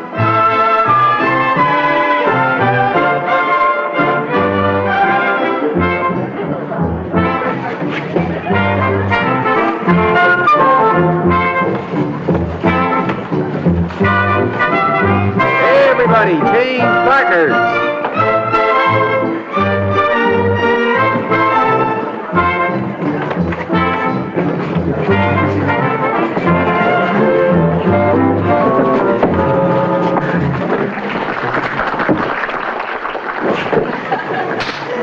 Hey, what's that for? Can't I kiss my own girl? By the number of girls you've been kissing, I wouldn't know who your girl is. Oh, I was just having fun, Nina. This is a celebration, a holiday. Well, I don't care for the way you celebrate. Oh, John, Yes, Nina? will you walk me home, please? Sure, Nina. I'll be glad to. I'm taking you. I'm going with John. You're going with me. There's something I've got to talk to you about, Nina. Tonight? Tonight. Thanks just the same, John. Sure.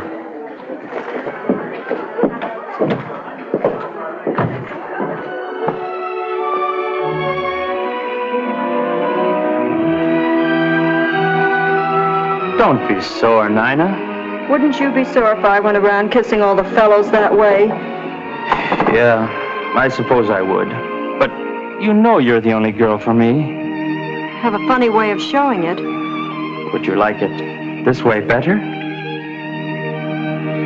Terry! It's kind of dinky, but one of these days I'll buy you one as big as an egg. It's simply beautiful. Oh, Terry, darling. We'll announce our engagement at the Saturday night barn dance. And we'll be married just as soon as I get back Back? Where are you going? to Nevada to join the big mining rush.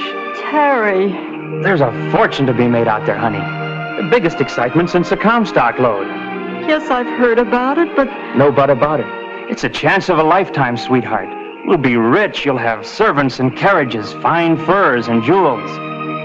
You'd like that, wouldn't you? I suppose so. You suppose?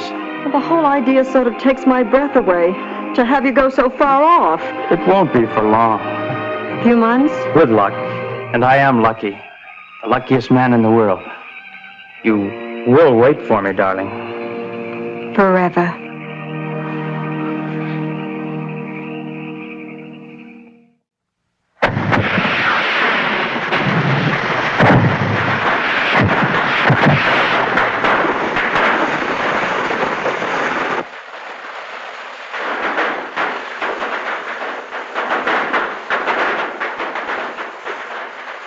What do you hear from Terry? Oh, the usual. How's he making out?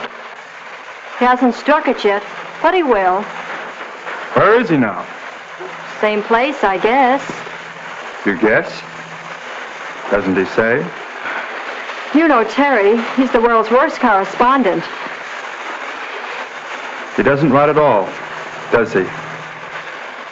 You haven't heard from him since he went out there. How do you know?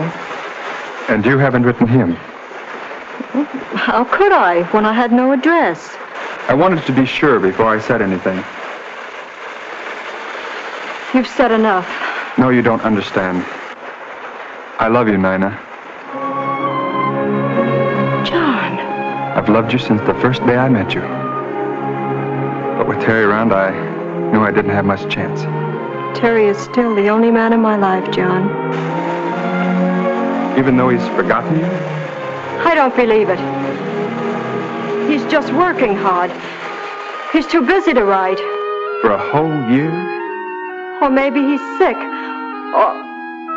Oh, John. I'm so worried. Maybe something awful has happened to him. We'd have heard if it had. Oh, it's so good to be able to talk to somebody. Nina, would there be any hope for me if Terry didn't come back? Oh, John, please. All right. I won't press you. But just remember, I'm always here.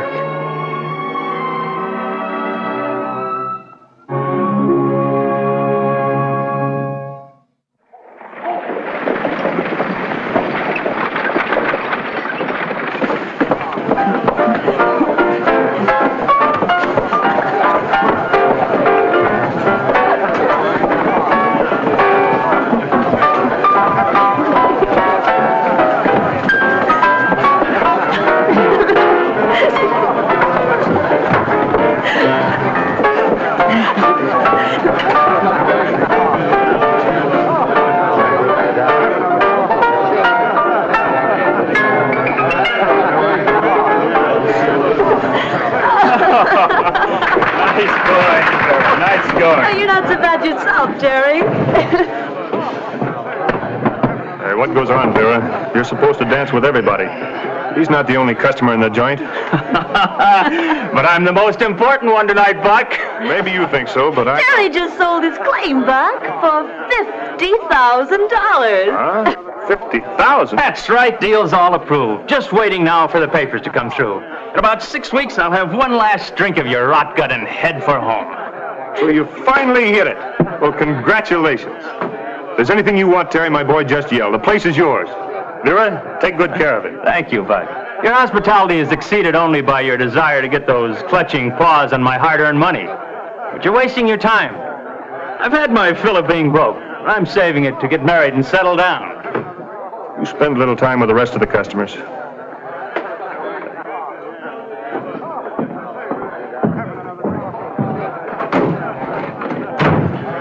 You never said anything before about having a girl, Terry. Wasn't any reason to mention it. Where is she? Back home. Will she be surprised when I pop into town with my pockets bulging? You haven't written her about your strike? Nope. Matter of fact, I haven't written her since I came out here. Well, why not? Well, I didn't have anything to tell her. You could at least tell her you love her. I told her that before I left. What makes you think she'll be there? Because she promised she'd wait. For you? Maybe she would.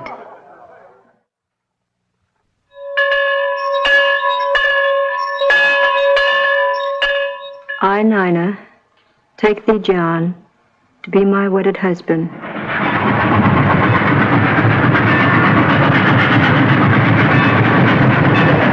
I find a place out there for us to live, I'll send for you. And I'll board the first train west. If you want to get in touch with me for any reason, my address is the Tonopah Water Company, Tonopah, Nevada. I'll write it down for you. John, you've already written it down for me 3 times. I have? And marked the timetable. I hate to have you make that long trip alone, especially the last spot across the desert by stagecoach.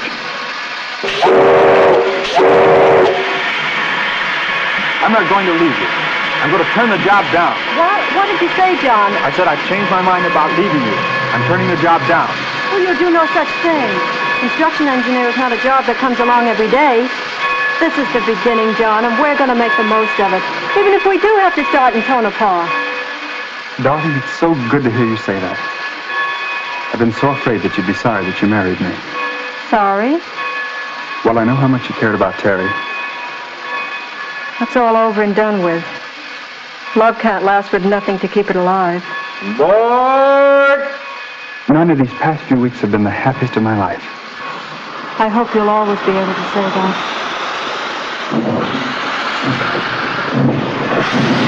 John, your train. Goodbye, darling.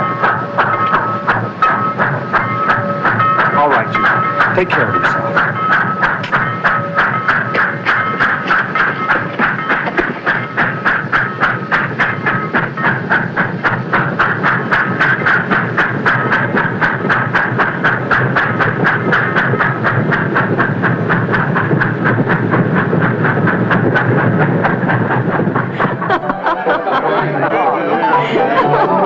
Oh, that's a good one.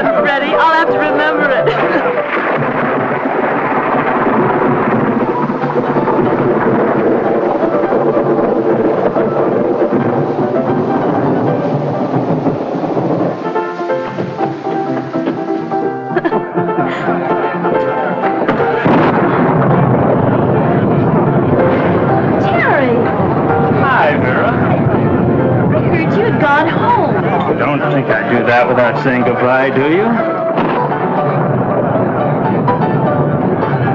I thought it was kind of funny. I've been to San Francisco. Some things came up that had to be straightened out. Deal didn't fall through, did it? Should say not. It's all signed, sealed, and delivered. And here's the certified check. Paid to the order of Terry Burns. $50,000. All I have to do is invest it, sit back, and enjoy life. If you're interested in a good investment, you're looking at one. If you really want a return on your money.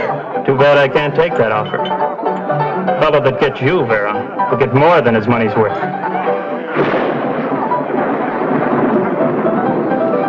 When you leaving? Morning stage.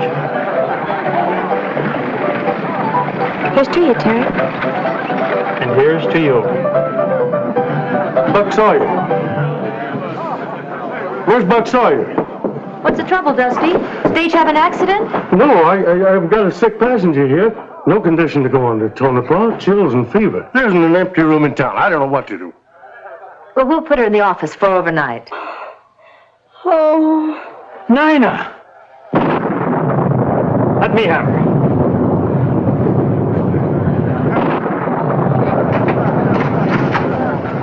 What's going on? A sick woman just come in on the Tonopah stage. I'm going to put her in the office. Oh, no, you ain't. She might have something contagious. We'll keep folks away from her. Yeah, and away from the royal flush, too. Ruin my business. Now take her out of here. She may be dying. Well, she ain't going to die in my place. Get out of the way. You heard me. And I'm the owner of this joint. How much will you take for it? You offering to buy the royal flush? Name your price. $50,000. Sold. Now get out of my way.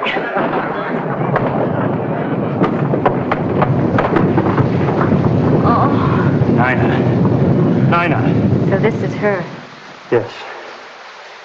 She must think a lot of you to come all the way out here to find you. And you must care a little bit for her. Flooring your whole stake on a deadfall that ain't worth half of $50,000. Nina. Well, that's not doing any good. Now go find the dock as fast as you can while I take her clothes off and make her comfortable. And get her baggage from the stage driver.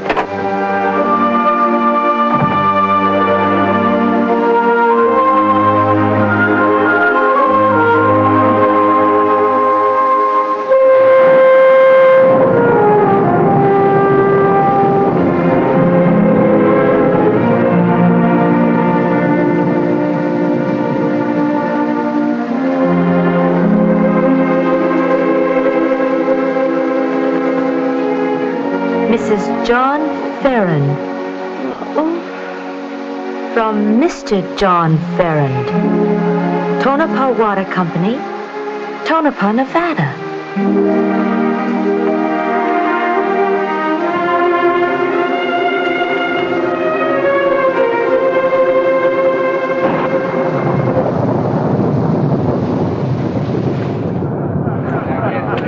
Well, I'll be pushing on. Hey, Dusty, would you deliver this in Tonopah for me? Well, sure, Vera. Without fail now. I'll do it the first thing when I get there.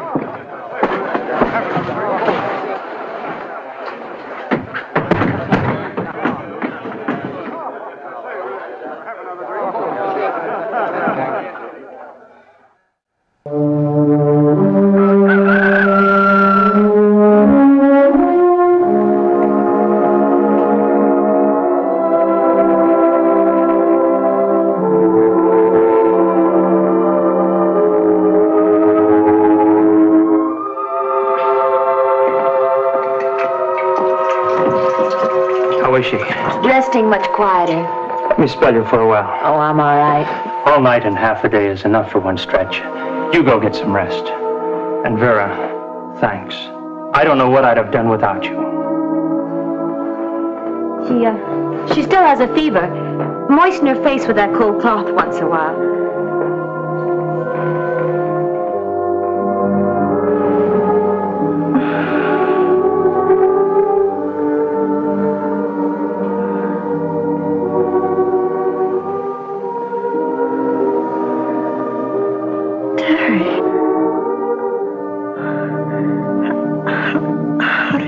You get here.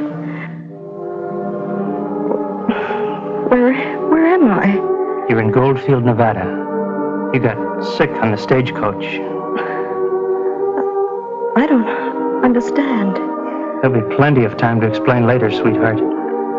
Sweetheart? I thought you'd forgotten. Never. Not for a moment. I waited and waited, Terry. I was ashamed to write.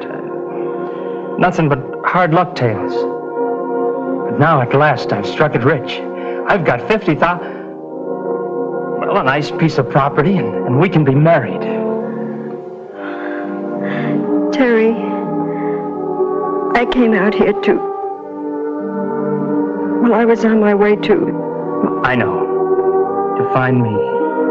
And you landed straight in my arms. Didn't I always say I was lucky? Terry... You've talked enough. Now close your eyes and rest. And let me look at you.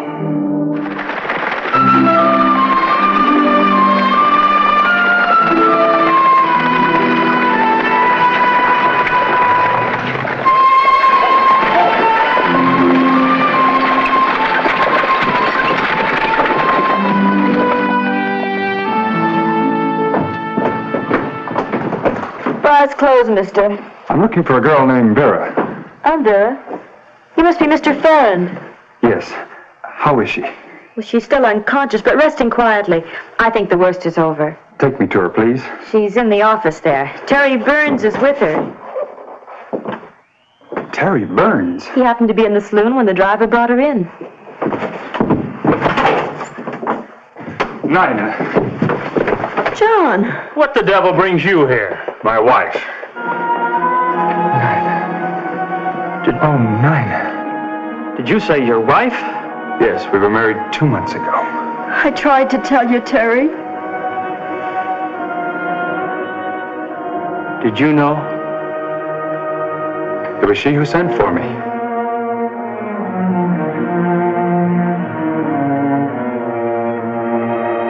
Seems like everybody stacked the cards against me. It's all right. It's all right. There, honey. Go get yourself a drink. Now you just take it easy, honey. All this happening at once is enough to make anybody go to pieces.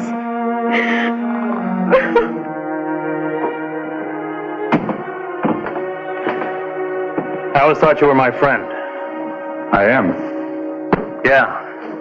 Kind they write songs about. The minute I turn my back, you steal my girl. Minute? You have a warped idea of time. For 2 years, Nina waited to hear from you. 2 years and not a single letter. I had my reason for not writing. There's no reason that'll excuse a thing like that. You've got nobody but yourself to blame for what happened. Nina and I were engaged. She promised she'd wait for me. And she would have, if it hadn't been for you. That's water under the bridge. She's my wife now, and you stay away from her. Scared, huh? Well, you ought to be. Because I'm betting she still loves me. And I'm gonna take her.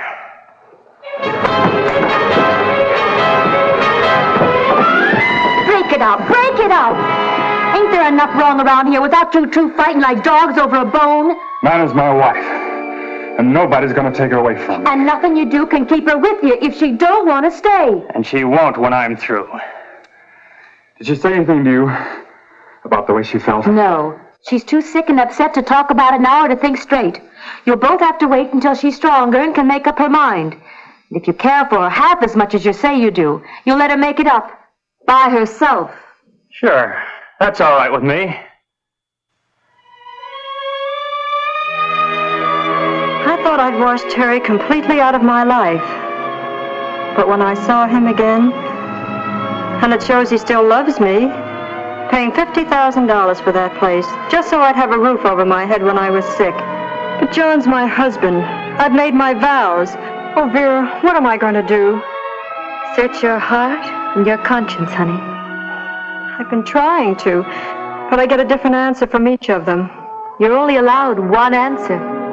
I know that, but I just can't seem to make up my mind. Well, we'd better be getting back. Sun will be going down pretty soon. You mustn't be up in the night air yet. If it only wasn't for me to decide. No one else can, honey. But I don't mind telling you. I hope you don't take much longer. The suspense is getting me, too.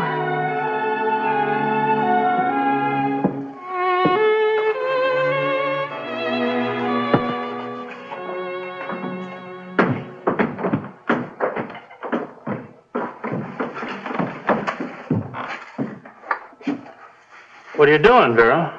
I'm cleaning up the dump. Can't keep it closed forever unless you want to lose all you got in it. Oh, Well, you sure look happy. Where you been all morning? out riding on the desert, doing some tall thinking. There's more thinking going on around here. I sure hope someone comes up with some answers pretty soon.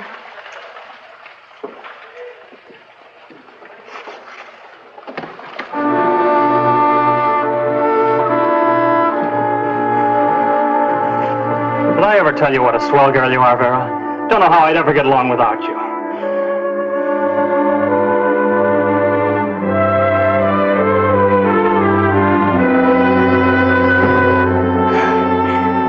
You never told me that way before. What brought it on? You might say the ride on the desert. You should have gone riding in the desert sooner.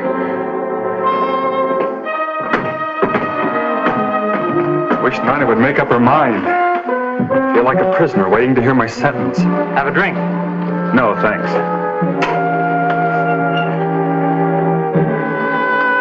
Nina. You're leaving? Yes. Where are you going?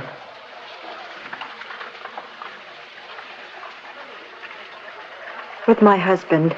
Nina. Are you sure, darling? Yes, I'm sure. For the rest of my life, John. Congratulations, John. No hard feelings? Of course not. The best man won. And I wish you both all the luck in the world. Thanks. There's a stage leaving for Tonopah in a few minutes. I'll get our tickets. Well, goodbye, Vera. And thanks for all you've done for me. The best of everything to you, honey. And the best of everything to you and Terry, too. Me and Terry? Oh, I happened to see you a few minutes ago. I hope you'll be as happy as John and I are. Goodbye, Terry.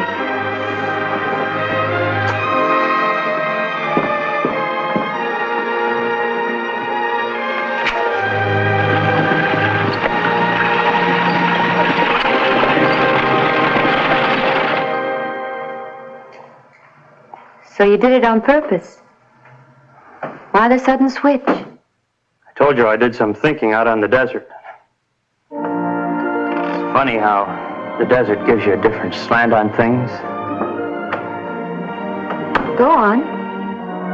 When you love a person, really love them, you could want only one thing for them, to make them happy. And I wasn't making Nina happy, trying to break up her marriage. You know what the preacher says, whom God hath joined together. Well, I don't want to be the man who puts them asunder. Terry, you fool. You wonderful fool. I'll buy the first part of that. Oh, come on, let's get to work. We've got a lot of fixing up to do if we're going to make this place pay. You did say we. I couldn't run it without you. All right, boss.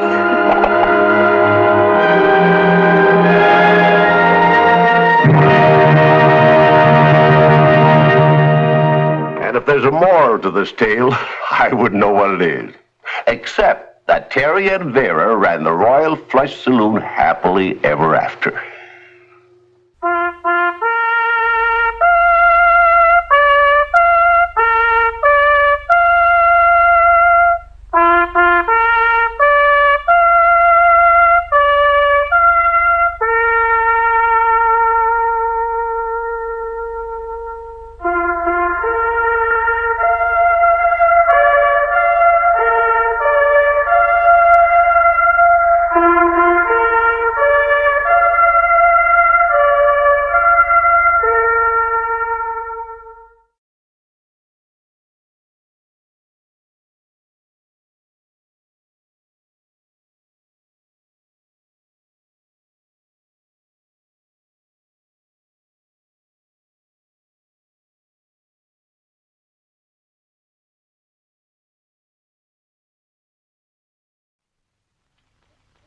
And now, Death Valley Days.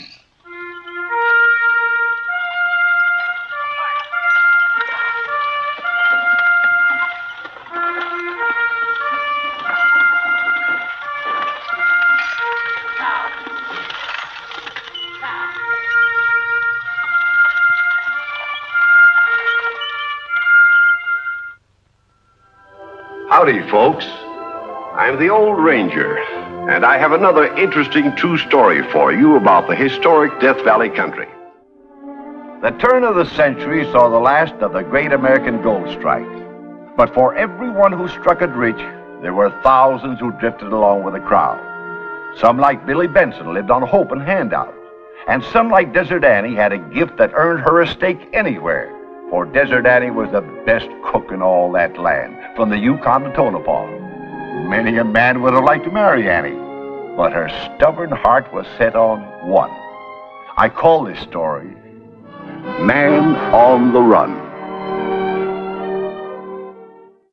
It was long about 1905 that Billy Benson found a job entirely to his liking, sitting on a fraction claim in Goldfield, Nevada. Or maybe sitting isn't exactly the word.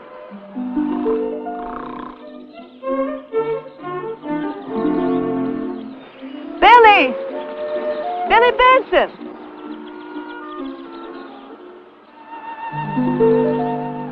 Come on down here and give me a helping hand. Dang women. Ain't no place safe from them. Oh.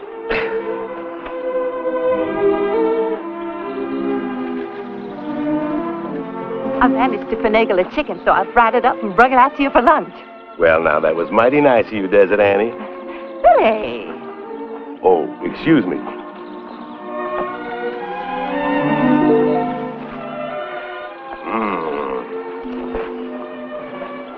I figured a good meal would ease the blow. What blow? Well, I knew a conscientious gentleman like you would be hard hit, considering you already owe me 3 months' room and board. Annie, what are you talking about? You're out of a job. Out of a job? Why, Jim Peel just hired me yesterday. Today, there was a slight argument as to who owns this claim. Jim lost. They're over in the graveyard now burying him. Poor Jim. Don't look like you'll have anything to pay me now. You know I'll pay it when I get it. Ain't like we was strangers. Why, we're old friends. A woman who runs a boarding house has thousands of friends, and all of them hungry. Of course, if we was more than friends, you wouldn't owe me anything at all. I always say, there's nothing too good for a husband. Well, it looks like there's just one thing for me to do. What's that? Get busy and find another job.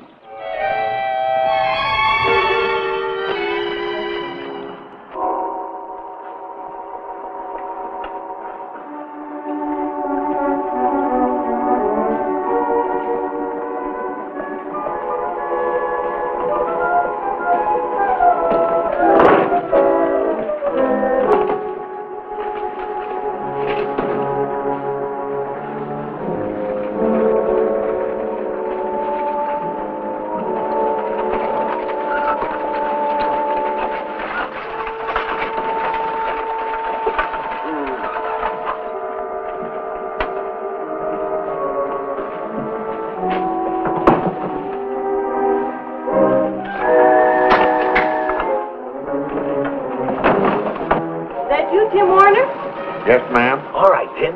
Get going. Well, looks like you're leaving town. I'm dead. Well, thought I'd go over towards Greenwater. Been hearing rumors of copper over there the last couple of days.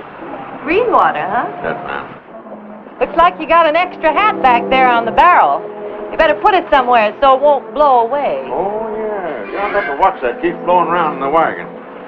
Well, I guess I better be going along. Got a long, hard ride ahead of me. Get up!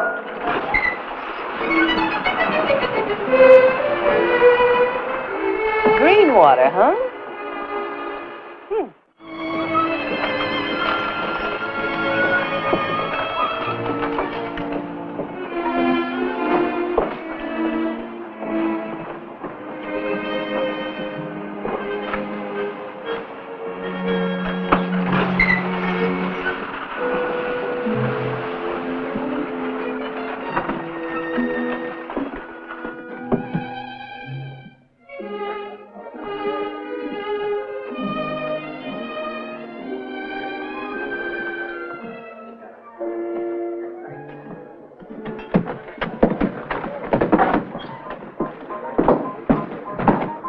How do you do, sir?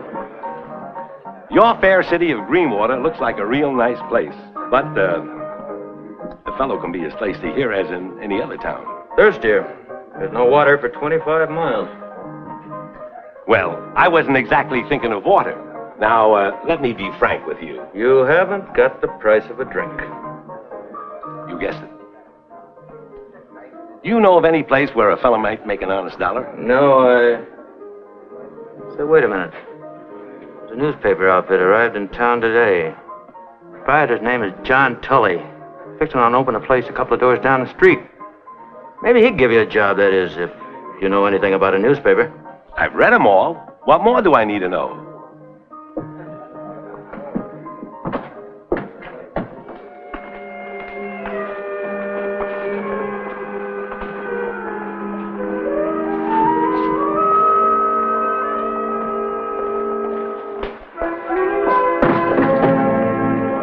How do you do, sir? How do you do? Are you Mr. Tully? That's right. My name is Benson. I hear you're looking for a newspaper man. Yes, I am. What experience have you had, Benson? Mr. Tully, I can honestly say I'm familiar with all types of newspaper writing from the Yukon to Tonopah. I wasn't thinking of writing. I handle that myself. I needed a man who can set type. Lost my compositor on the trip over. He got kicked by a mule. Have you had any experience setting type? Yes, sir, I have. One time when I was associated with the Esmeralda News, the typesetting fellow went out to stake a claim and set up a camp in a nest of rattlesnakes. I pinch hit it on the type till they got another man. Well, that's more experience than anyone else in this town has had, so I guess I'll have to settle for it. I can pay you $15 a week to start with. Mr. Tully, you got yourself a deal. Good. My friend, you are now looking at a member of the press. No fooling. So I've been thinking the staff of the Greenwater Times should rate credit at this establishment. I think it might be arranged.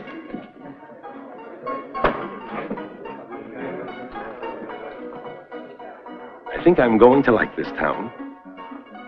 Set 'em up for everybody, Tom. I've made a strike. Got copper by the bushel.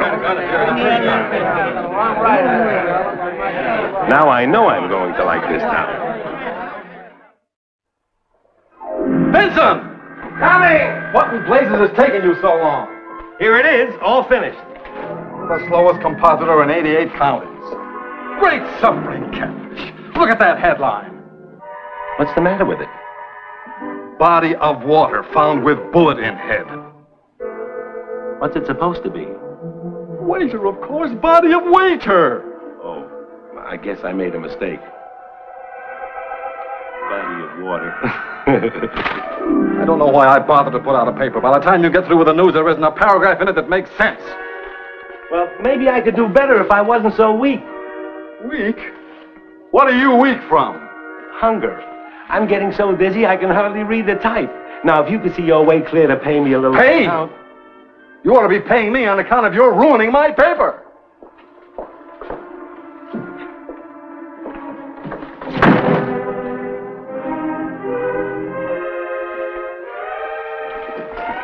Howdy, Billy. Hi, Tim. Say, you don't look so good. I ain't good. What's the matter? I'm starving to death. Yeah, well, I got good news for you. From now on, you'll be eating like a king. How do you figure that? Friend of yours in town. Oh, no. Desert Annie has moved to Greenwater, set up a boarding house, and from now on, you'll never know another hungry day. That's what you think. What do you mean to tell me you'd turn your back on flapjacks for breakfast and beefsteak pie? When there's a ball and chain attached, brother, you said it. Billy Benson just ain't that hungry.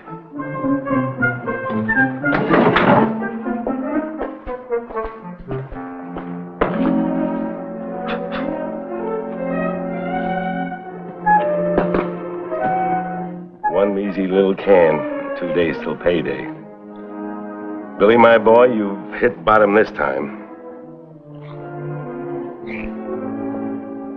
Is it too late to put an advertisement in the paper? Annie! Now, don't act so surprised. You knew I was in town. What on earth are you doing with that can of sardines? Well, I'm opening it for the cat. What else would I be doing with it? Well, does the cat eat bread, too?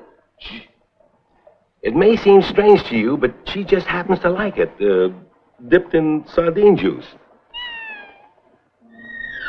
Well, what are you waiting for? Why don't you feed her?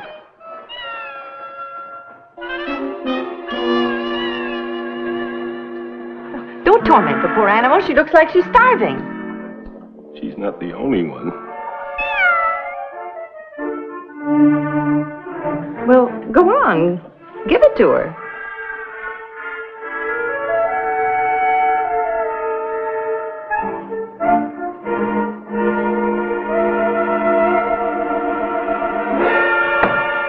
Well, Billy, what's the matter? You look like you're going to fall flat on your face. Why, I bet you haven't had a decent meal in a week. When a man like me gets too busy, he can't be bothered thinking about food. Well, and he shouldn't have to. That's what a woman's for, to take care of him. Now, I have room for just one more in my boarding house.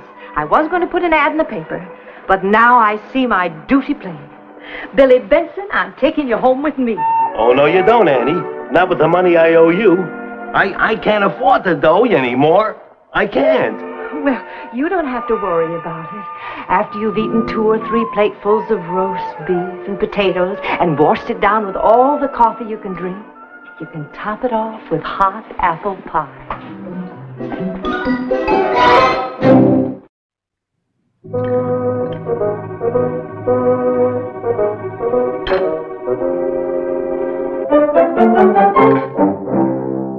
How does it feel to be the star boarder, Benson? Special hours, special food? Hot cakes and ham and eggs. That's not what I had for breakfast. A newspaper man don't have much choice about his hours, so I eat whatever they put before me. You know, it's a funny thing. You and I have been boarding here about a month now, but I ain't had no such fancy grub set before me. How do you manage it, Benson? By sweet-talking the landlady? I never sweet-talked no woman in my life. I wouldn't blame you for trying. I'll bet Desert Annie's got quite a neat little pile stashed away, huh? I wouldn't know. But I reckon if she has, she earned it waiting on logheads like you.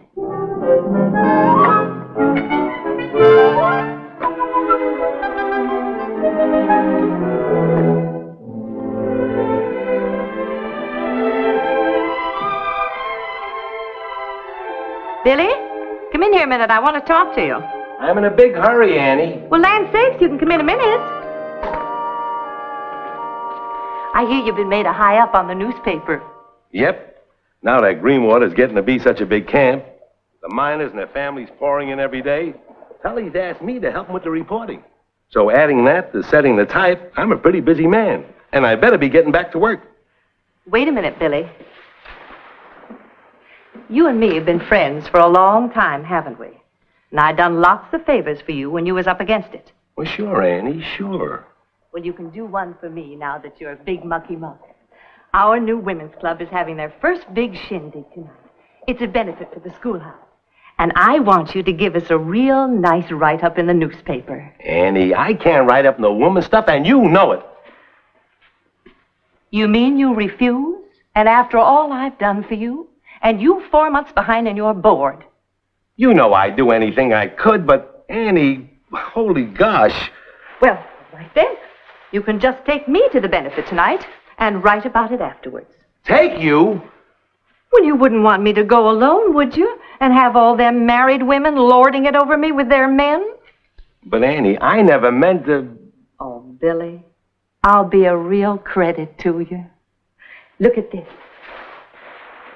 It's the loveliest dress I've ever had in my life.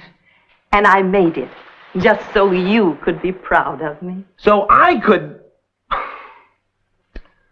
What time does the shindig start? 7:30. Well, all right. But make sure you're ready. Billy Benson don't wait around for no woman.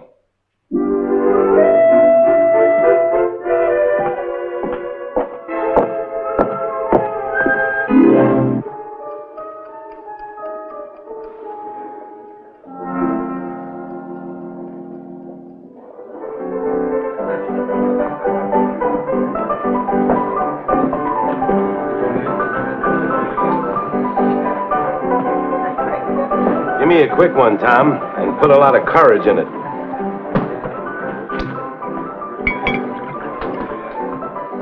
That'll put iron in your spine.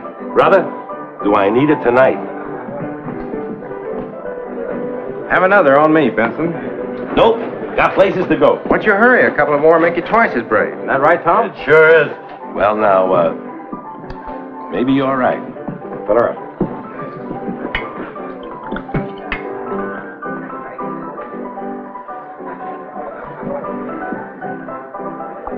My friends, you've got me in a good mood.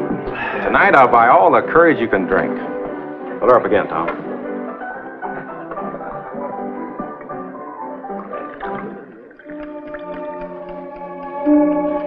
That no good betrayer. Everything will be over and nobody will ever see my lovely dress.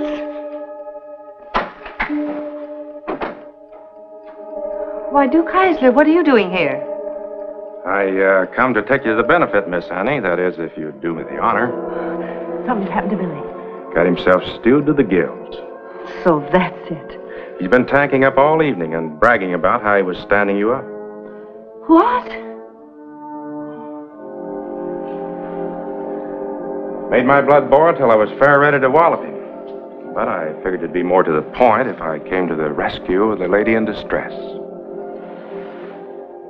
Well, Annie Parker ain't in no distress over no man, least of all Billy Benson.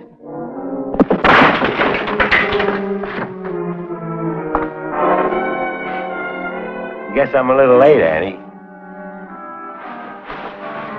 After what you've done, you have the gall to come here and face me? I'm terrible sorry, Annie. I just stopped for a glass. Mr. Heisler, take me out of here before I do something violent. With pleasure, Annie. Heisler? Why, he's The gentleman who came to my rescue when I was stood up by a heel. Annie, wait a minute. Don't be mad, Annie. I'll make it up to you. That's the worst thing I've ever had in all my life. It's an outrageous insult. The man should be horsewhipped. Horsewhipping's too good for him. I say he should be hung. Kelly! Yes. Did you write this piece about the Women's Club benefit? I did not. It was put in without my knowledge or consent. Well, who wrote it then? Billy Benson. I told you so. Where is he? Back there in the press room. Benson, come out here. We got business with you. Sure, I think we better have him out here, too. Hello, fellas. What's all the excitement about?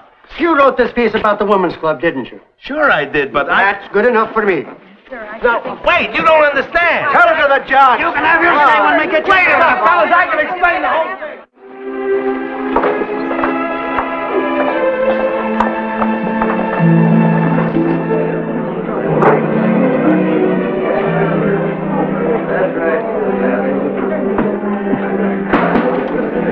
Order in the court. The trial of Billy Benson will now begin. But you have to appoint a prosecutor, Judge. Well, then I'll appoint you, Pat Kelly. Now, hold on now. Billy's got to have a lawyer. I'll defend myself. I demand to know what crime I'm accused of. Benson, you're accused of writing and printing in the paper a piece that is damaging to the good character of the women of Greenwater. I never did any such thing. I'm not guilty. Now I know I'm not guilty. Order! Looks like it's time for you to start prosecuting, Pat. Kelly, come up here. I'll be reading you to read the evidence.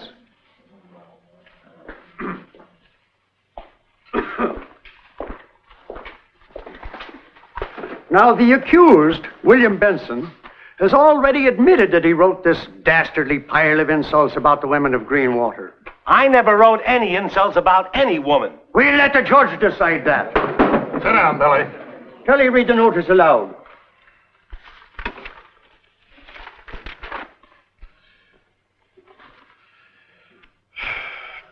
Mrs. Bill Strong poured in an extremely décolleté gown of black Chantilly lace, which enhanced the lights in her red hair and peach-like complexion. It's a lie. My wife never wore no gown she was poured in. She wears her clothes respectable. And I never dyed my hair red nor wore no peach paint on my face, neither. Miss Annie Parker was to be found behind the piano in an empire frock, surmounted by a pancake Malene hat. Billy Benson, you know I wasn't found behind no piano. I ain't never been drunk in my life. But Go on. The ladies of the choral group were a little decayed, but the audience was greatly entertained by their wilting voices. It's an outrage. They looked real nice and their voices were beautiful. Wait a minute. Wait a minute now. Wait a minute. That's a mistake. That's a mistake. Judge, before this goes any farther, I gotta have a chance to speak. I reckon it's time you had a say, Benson. Go ahead. The fact is, I lied when I said I wrote that piece. If you didn't do it, who did? I don't know, but I copied it word for word out of a San Francisco newspaper. Tom Cahill can tell you that's true. That's right, Judge. Billy was at my bar feeling real low down, because he promised to write a piece for a lady friend he admires very much. Then he come across that very piece in the San Francisco paper. I know, because he tore it out and showed it to me. All I did was take out the names of them San Francisco society ladies and put in the names of the ladies of Greenwater instead. I don't believe it. They wouldn't write insults about them high-up women in any paper, saying their singers was decayed and their voices was wilting. I reckon what they said was the singers was delayed and their voices was lilting. But I guess I made a few mistakes in the printing. I happen to know them mistakes was deliberate. Put in there for the purpose of insulting the good women of Greenwater. That's a lie. How do you know that, Heisler? He told me so himself. He's lying, Judge. It was yesterday morning, Judge. He was sitting in the dining room over a plate full of hotcakes and ham, fixed for him by that fine lady, Desert Annie Parker. And while he was sitting there, eating what she so kindly fixed for him, he was telling me he despised women. That man Benson is a woman hater, and he planned every one of them mistakes. I tell you, he was deliberately insulting your women folk and trying to besmirch your good names. Order in the court! Order in the court! Let him give us your verdict, Judge, or we'll have him strung up before he hears it. Now, wait a minute. Order in the court. Quiet, everybody, quiet. Now, you can't hang him until after I give my verdict. It's illegal. As duly elected judge of this court, I now pronounce the prisoner, Bill Benson. Wait, Judge, don't say it. You can't give your verdict until you hear from me. I have some important evidence. Well, what evidence have you got, Annie? Well, there's lots of things have been said here today that are true. Billy Benson did put that story in the paper and did put in those insulting mistakes. But it's a downright lie to say he did it on purpose because he's a woman hater. Billy Benson is no woman hater, and I'm the one who knows it. He put that piece in the paper as a special favor to me, on account of I'm the woman he's gonna marry. Billy Benson, stand up. Is this true, Benson? You planning to marry Annie? Any man that has a chance with a woman like her would be a fool not to take it. Scott, if you was a real judge, I'd ask you to tie the knot right now. Well, I wish I could. There's one thing I can do, and that's to give my verdict. I now pronounce Bill Benson to be not guilty. Thanks a lot. Well, Billy Benson was found not guilty, but he got a life sentence anyway. He married Annie Parker. Funny part of it is, he discovered that the job he'd been running away from for years fit like a glove, being the man around the house.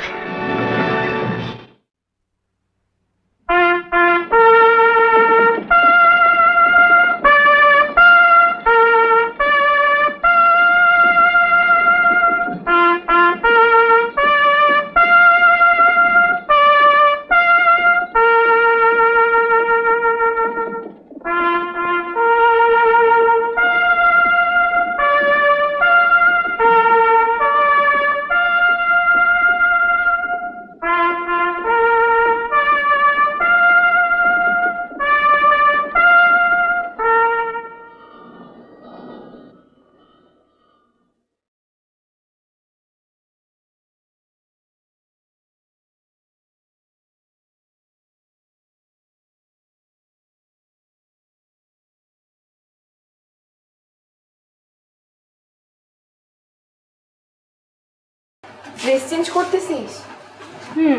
Change করিস না, চল একটা TikTok বানাই। TikTok? হ্যাঁ TikTok, চল।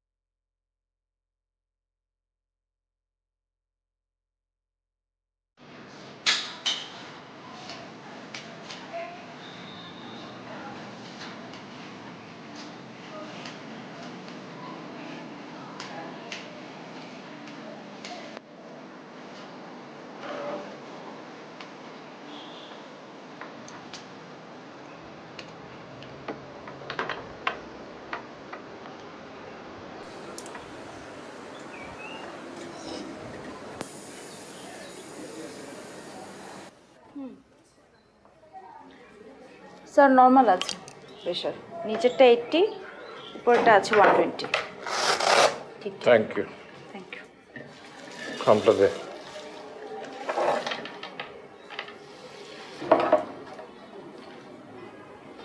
Sir এটা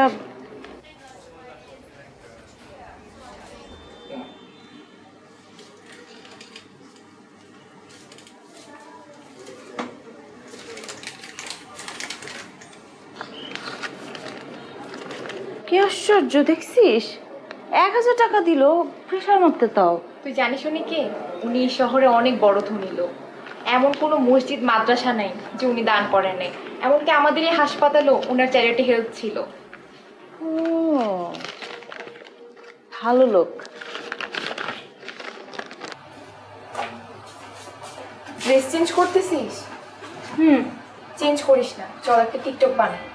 TikTok? হ্যাঁ TikTok, চল। ঠিক আছে, এই ড্রেসটা পরবো? এটা পর।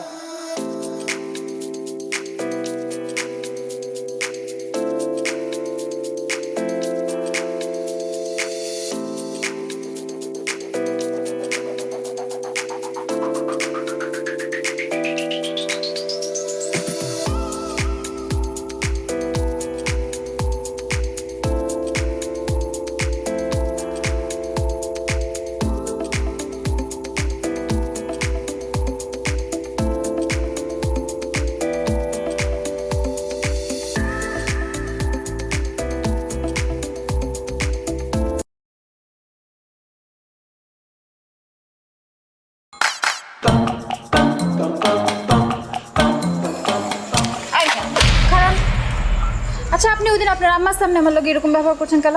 আমার ইচ্ছে হয়েছে আমি করছি, আর আমার পিছে ঘুরে লাভ নেই। কেন? আমি আপনার ভালোবাসি না, ঘুরবো না কেন? বেহায়া মেয়ে রে বাবা, তোমার তো আমি ক্লিয়ার করে বলছি যে আমি তোমার বিয়ে করব না। আরে আপনার আম্মাই তো আমার পছন্দ করছো, তো আপনি শাদি করবেন না কেন? তাহলে তারই বিয়েটা করো। জি জি জি, আস্তাগফিরুল্লাহ, কি কইতাছেন? আমি আপনার আম্মার কেন শাদি করব? আপনারা শাদি করুন, আর আপনি যদি আমার শাদি না করছেন তাহলে কয়ে দিলাম ব্লেড দিয়ে আপনার নাম আমার হাতে লিখুন। তোমার যা ইচ্ছা তুমি তাই করো, আমি একদমই ভয় পাই। আগেরবার মাইনে নিছি, খেলা ছিল দেখা, এটা খেলা না, এটা আমার জীবন। আমি জীবন নিয়ে ছেলে খেলা করতে পারবো না। আমি হাঁচা হাঁচা কইতেছি, আমি কিন্তু ব্লেড দিয়ে হাতে পায়ে গলায় মুখে সব জায়গায় যেখানে ইচ্ছা সেখানে লেখো, ইংরেজি বাংলা ফার্সি যেটাতে পারো সেটাতেই লেখো, আমার কিচ্ছু যায় আসে না। আপনার আমি শেষবারের মতো কইতেছি, আপনার আর বেশি সময় দিব না, শুধুমাত্র 12 ঘন্টা সময় দিলাম। এই 12 ঘন্টার মধ্যে আপনি আপনার মত বদলাইবেন, নাহলে কইলাম আমি হাঁচায় ব্লেড দিয়ে আপনার নাম লিখে ফেলাম, আমার কেউ আটকাইতে পারবো না।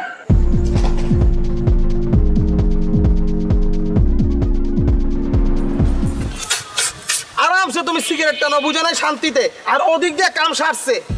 কেন কি হইছে? আরে শুনোস না, ওই মেয়ে তো ডেঞ্জারাস একটা ঘটনা ঘটায় ফেলছে। ব্লেড দিয়ে হাত কাটছে, এখন কি হইব মামা? ওই মেয়েটা বস কি মামা? হাত কেন? ওই মেয়ের তোর কোনো কথা হয়েছিল? কালকে রাত্রেবেলা বাসার সামনে এসে দাঁড়ায় ছিল, আমার 12 ঘন্টার আলটিমেটাম দিছে। এই কিসের আলটিমেটাম দিছে রে? হ্যাঁ আরে ওই বিয়াতে রাজি না হইলে কি জানি। এই কথা তুই আগে কবি না। আরে আমি কি বুঝছি নাকি? আরে না বাবার কি আছে বুঝোস না, মেয়েটা তো ডেঞ্জারাস। এখন যদি কিছু হয়ে যায় মামা, আমাকে তো পুলিশে ধরে নিয়ে যাবে। আমি কি করছি? ও আমি কি করছি কিছু জানো না? না ওই বেটা আইনার মারপে জানো জীবনে তো থানায় তুই যাস্তে জানবি কেমনে? থানায় আমি গেছি শোন, যে কোনো হলে আত্মহত্যা প্ররোচনকারী যেই হোক না, তার নাম যদি একবার থানায় গিয়ে কয় মামা, তাহলে তোর খবর আছে। এখন তুই কি করবি তুই চিন্তা করে দেখ। কি করছে সব? এই লাইলি বাইচা আছে তো?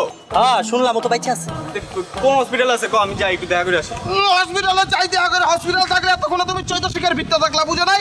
আর তুমি যাই হয়তো বাসায় আছে। এই তুই কি ওর বাসায় যাবি? তুই যাবি মামা?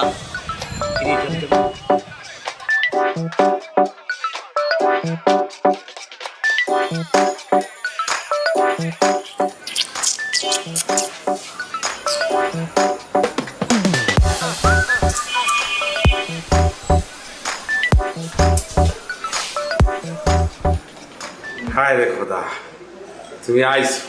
আমি জানতাম তুমি আইবা। আমি লাইলে কইছি তুমি আসবা। চ্যাংরা হও আর রক্ত গরম হও, মানুষ তো। তোমার মনের ভিতরে সেই প্রেমটা আছে। আচ্ছা আমি লাইলির সাথে একটু দেখা করবো। লাইলির সাথে দেখা করবা? কেমন আছে ও? আছে বাবা, আসো আসো, তোমার আমি একটু দেখা করাতে আসো।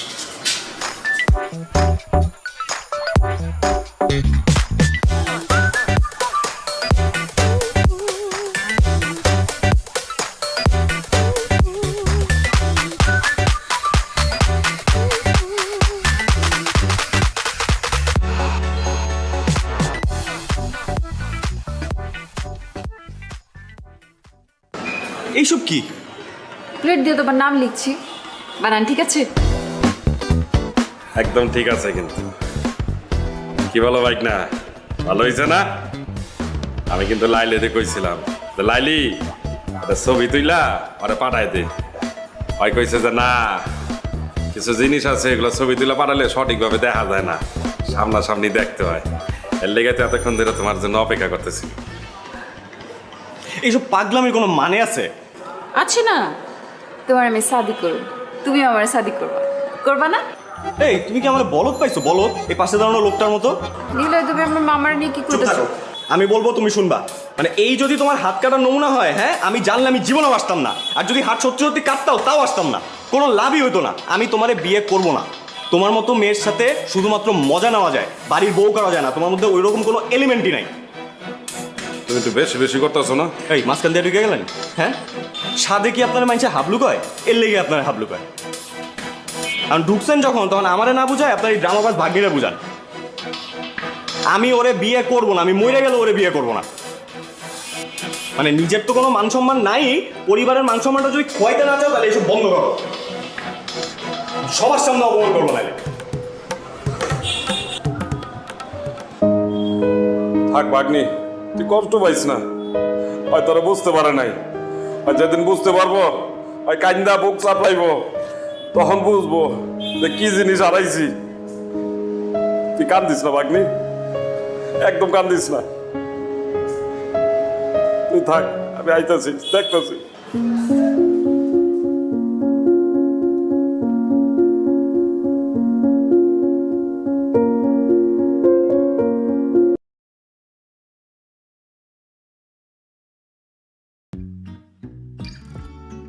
Anh bên đây cho tao nói cái từ đấy. Anh hỏi cho ta.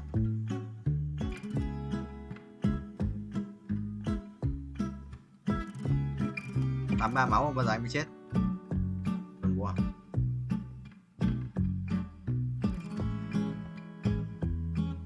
Kinh ấy, anh phát kiếm vào đây của ông. Kiếm. Có trẻ sao mát sao mà?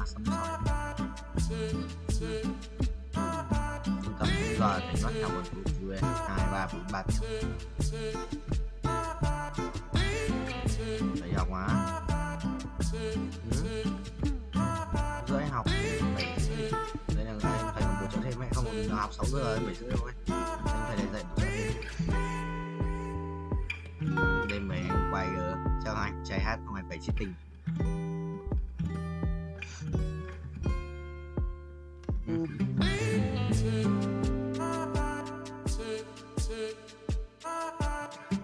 quay phần xong game này xong hết luôn như game này sao hết lượt quay game thì đừng quay nữa.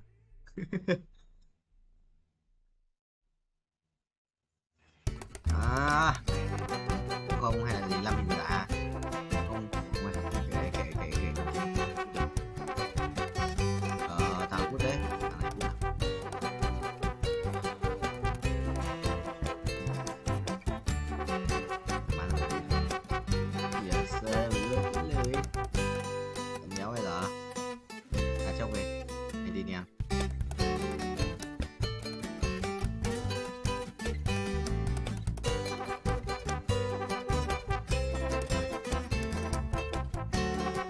gan luôn quả béo bia ở thần thoại ăn gì như vậy nhà béo rồi quan gì nhỉ bạt pháo xương cá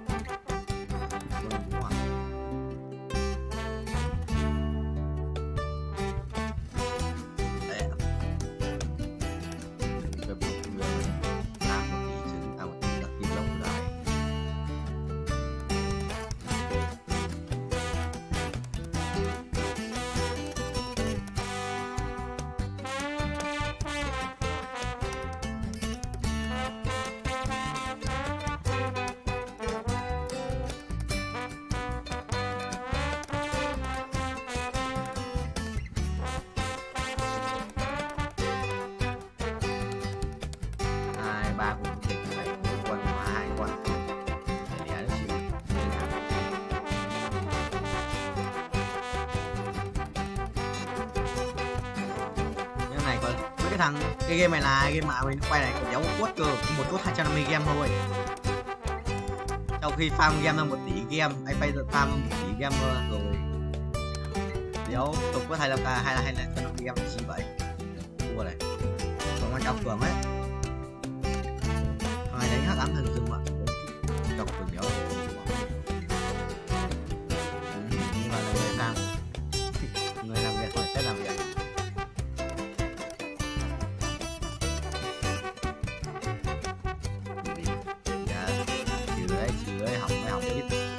Tắt không lòng biết đấy, nó không tự lưu đâu, nó hỏng, nó lưu vào nhưng mà hỏng biết ngày xưa cứu được nó, anh xem cách cứu ấy không là người ta ngày xưa không có cách mình cứu được nhưng mà giờ tao không có cách cứu nữa.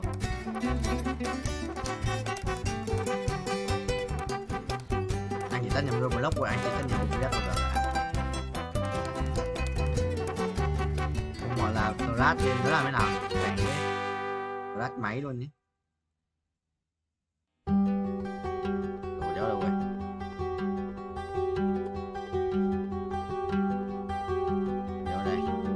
Vàng ạ, what the hell,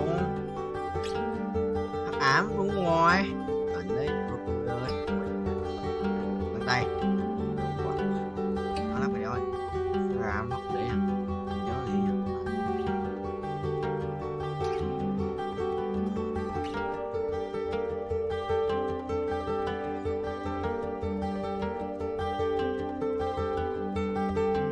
Trời, yes, trời nhầm. IT rồi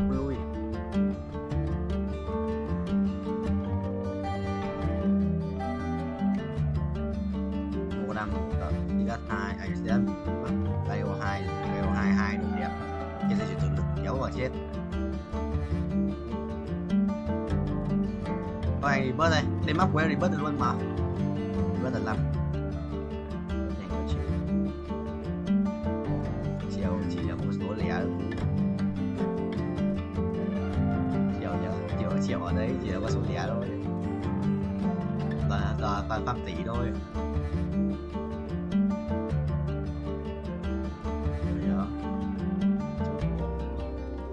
Thuốc này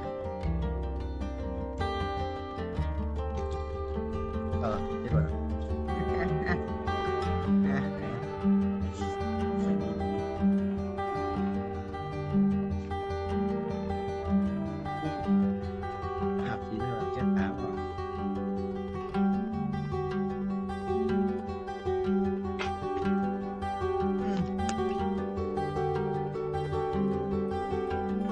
Bạn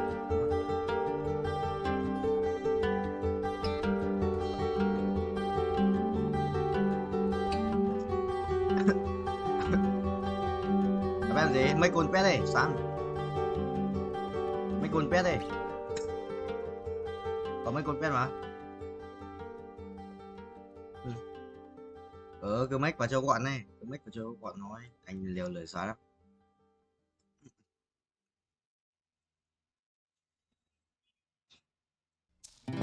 Vẫn phải thằng nào 10 không? 7 hắc ám mà. Một anh éo của ấn hắc ám, 7 ghép, rồi một ấn 2 ấn à? Thêm một ấn nữa. Mấy cờ nhau bắn rồi, mấy cờ bắn tiếp được game. Đúng không? Quán nó một lần qua cho một lần tiếng đây, đấy là nốt bắn bao ra đấy. Lính bắn này cấm à?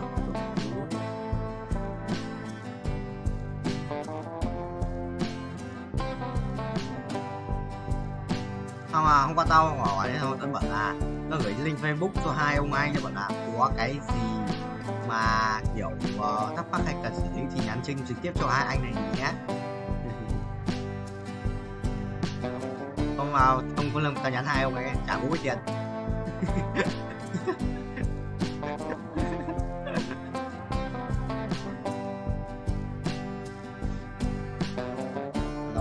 Nó có lúc không?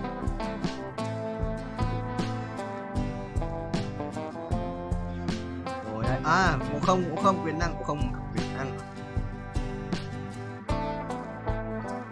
Chuẩn. Chưa, 2 tiếng đâu. Qua phần 2 giờ đâu nhỉ? Đây đi. Anh mới chơi 8 tiếng rồi. 6 tiếng. À chơi 8 tiếng, 6 tiếng 4. Mấy tiếng gì? Không, cái là anh treo à? Cái lúc không cưới, lúc không quay anh cũng treo à?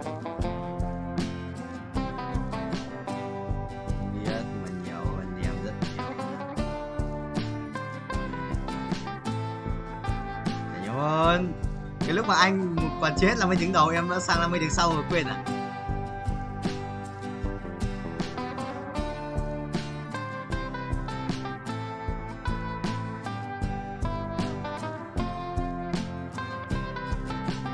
Mình vừa cùng 2 triệu 3 rồi. Vừa thôi thằng kéo nào ấy nhỉ? Thế là xong rồi chưa? Đi ra một rồi mày làm béo với tao rồi.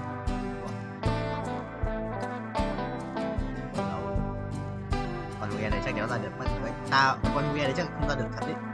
Quỷ đó chịu được. Quỷ Lam game mình là Linh ở cầm cái ấn nó là gì? Là ấn hắc ám. Linh cung á. Hay là linh cung lại cầm linh cung được.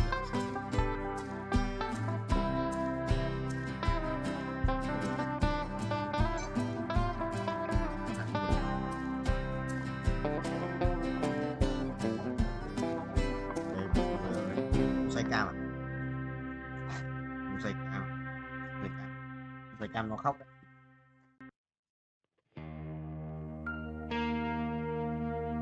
Xoay cam lắng nghe tiếng của linh phải.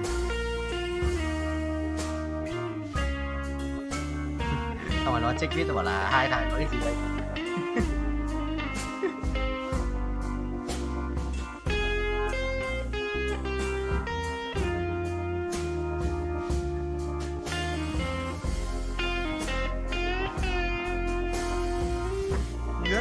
Cái bao nhiêu follow? Ngoài là check người mày xem bao nhiêu follow. Mày lúc mày nhìn thấy bao nhiêu follow?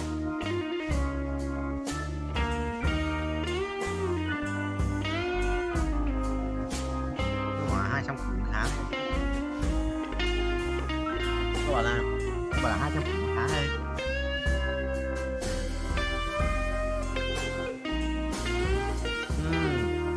Mà cái kênh mà kênh đang mặt này. Biết nó bảo cái kênh đăng mặt mày là đăng kênh đầu tiên mà nó gọi tao trước, nhưng mà nó bảo là mặt mày ấy, kênh đăng ở phim mà.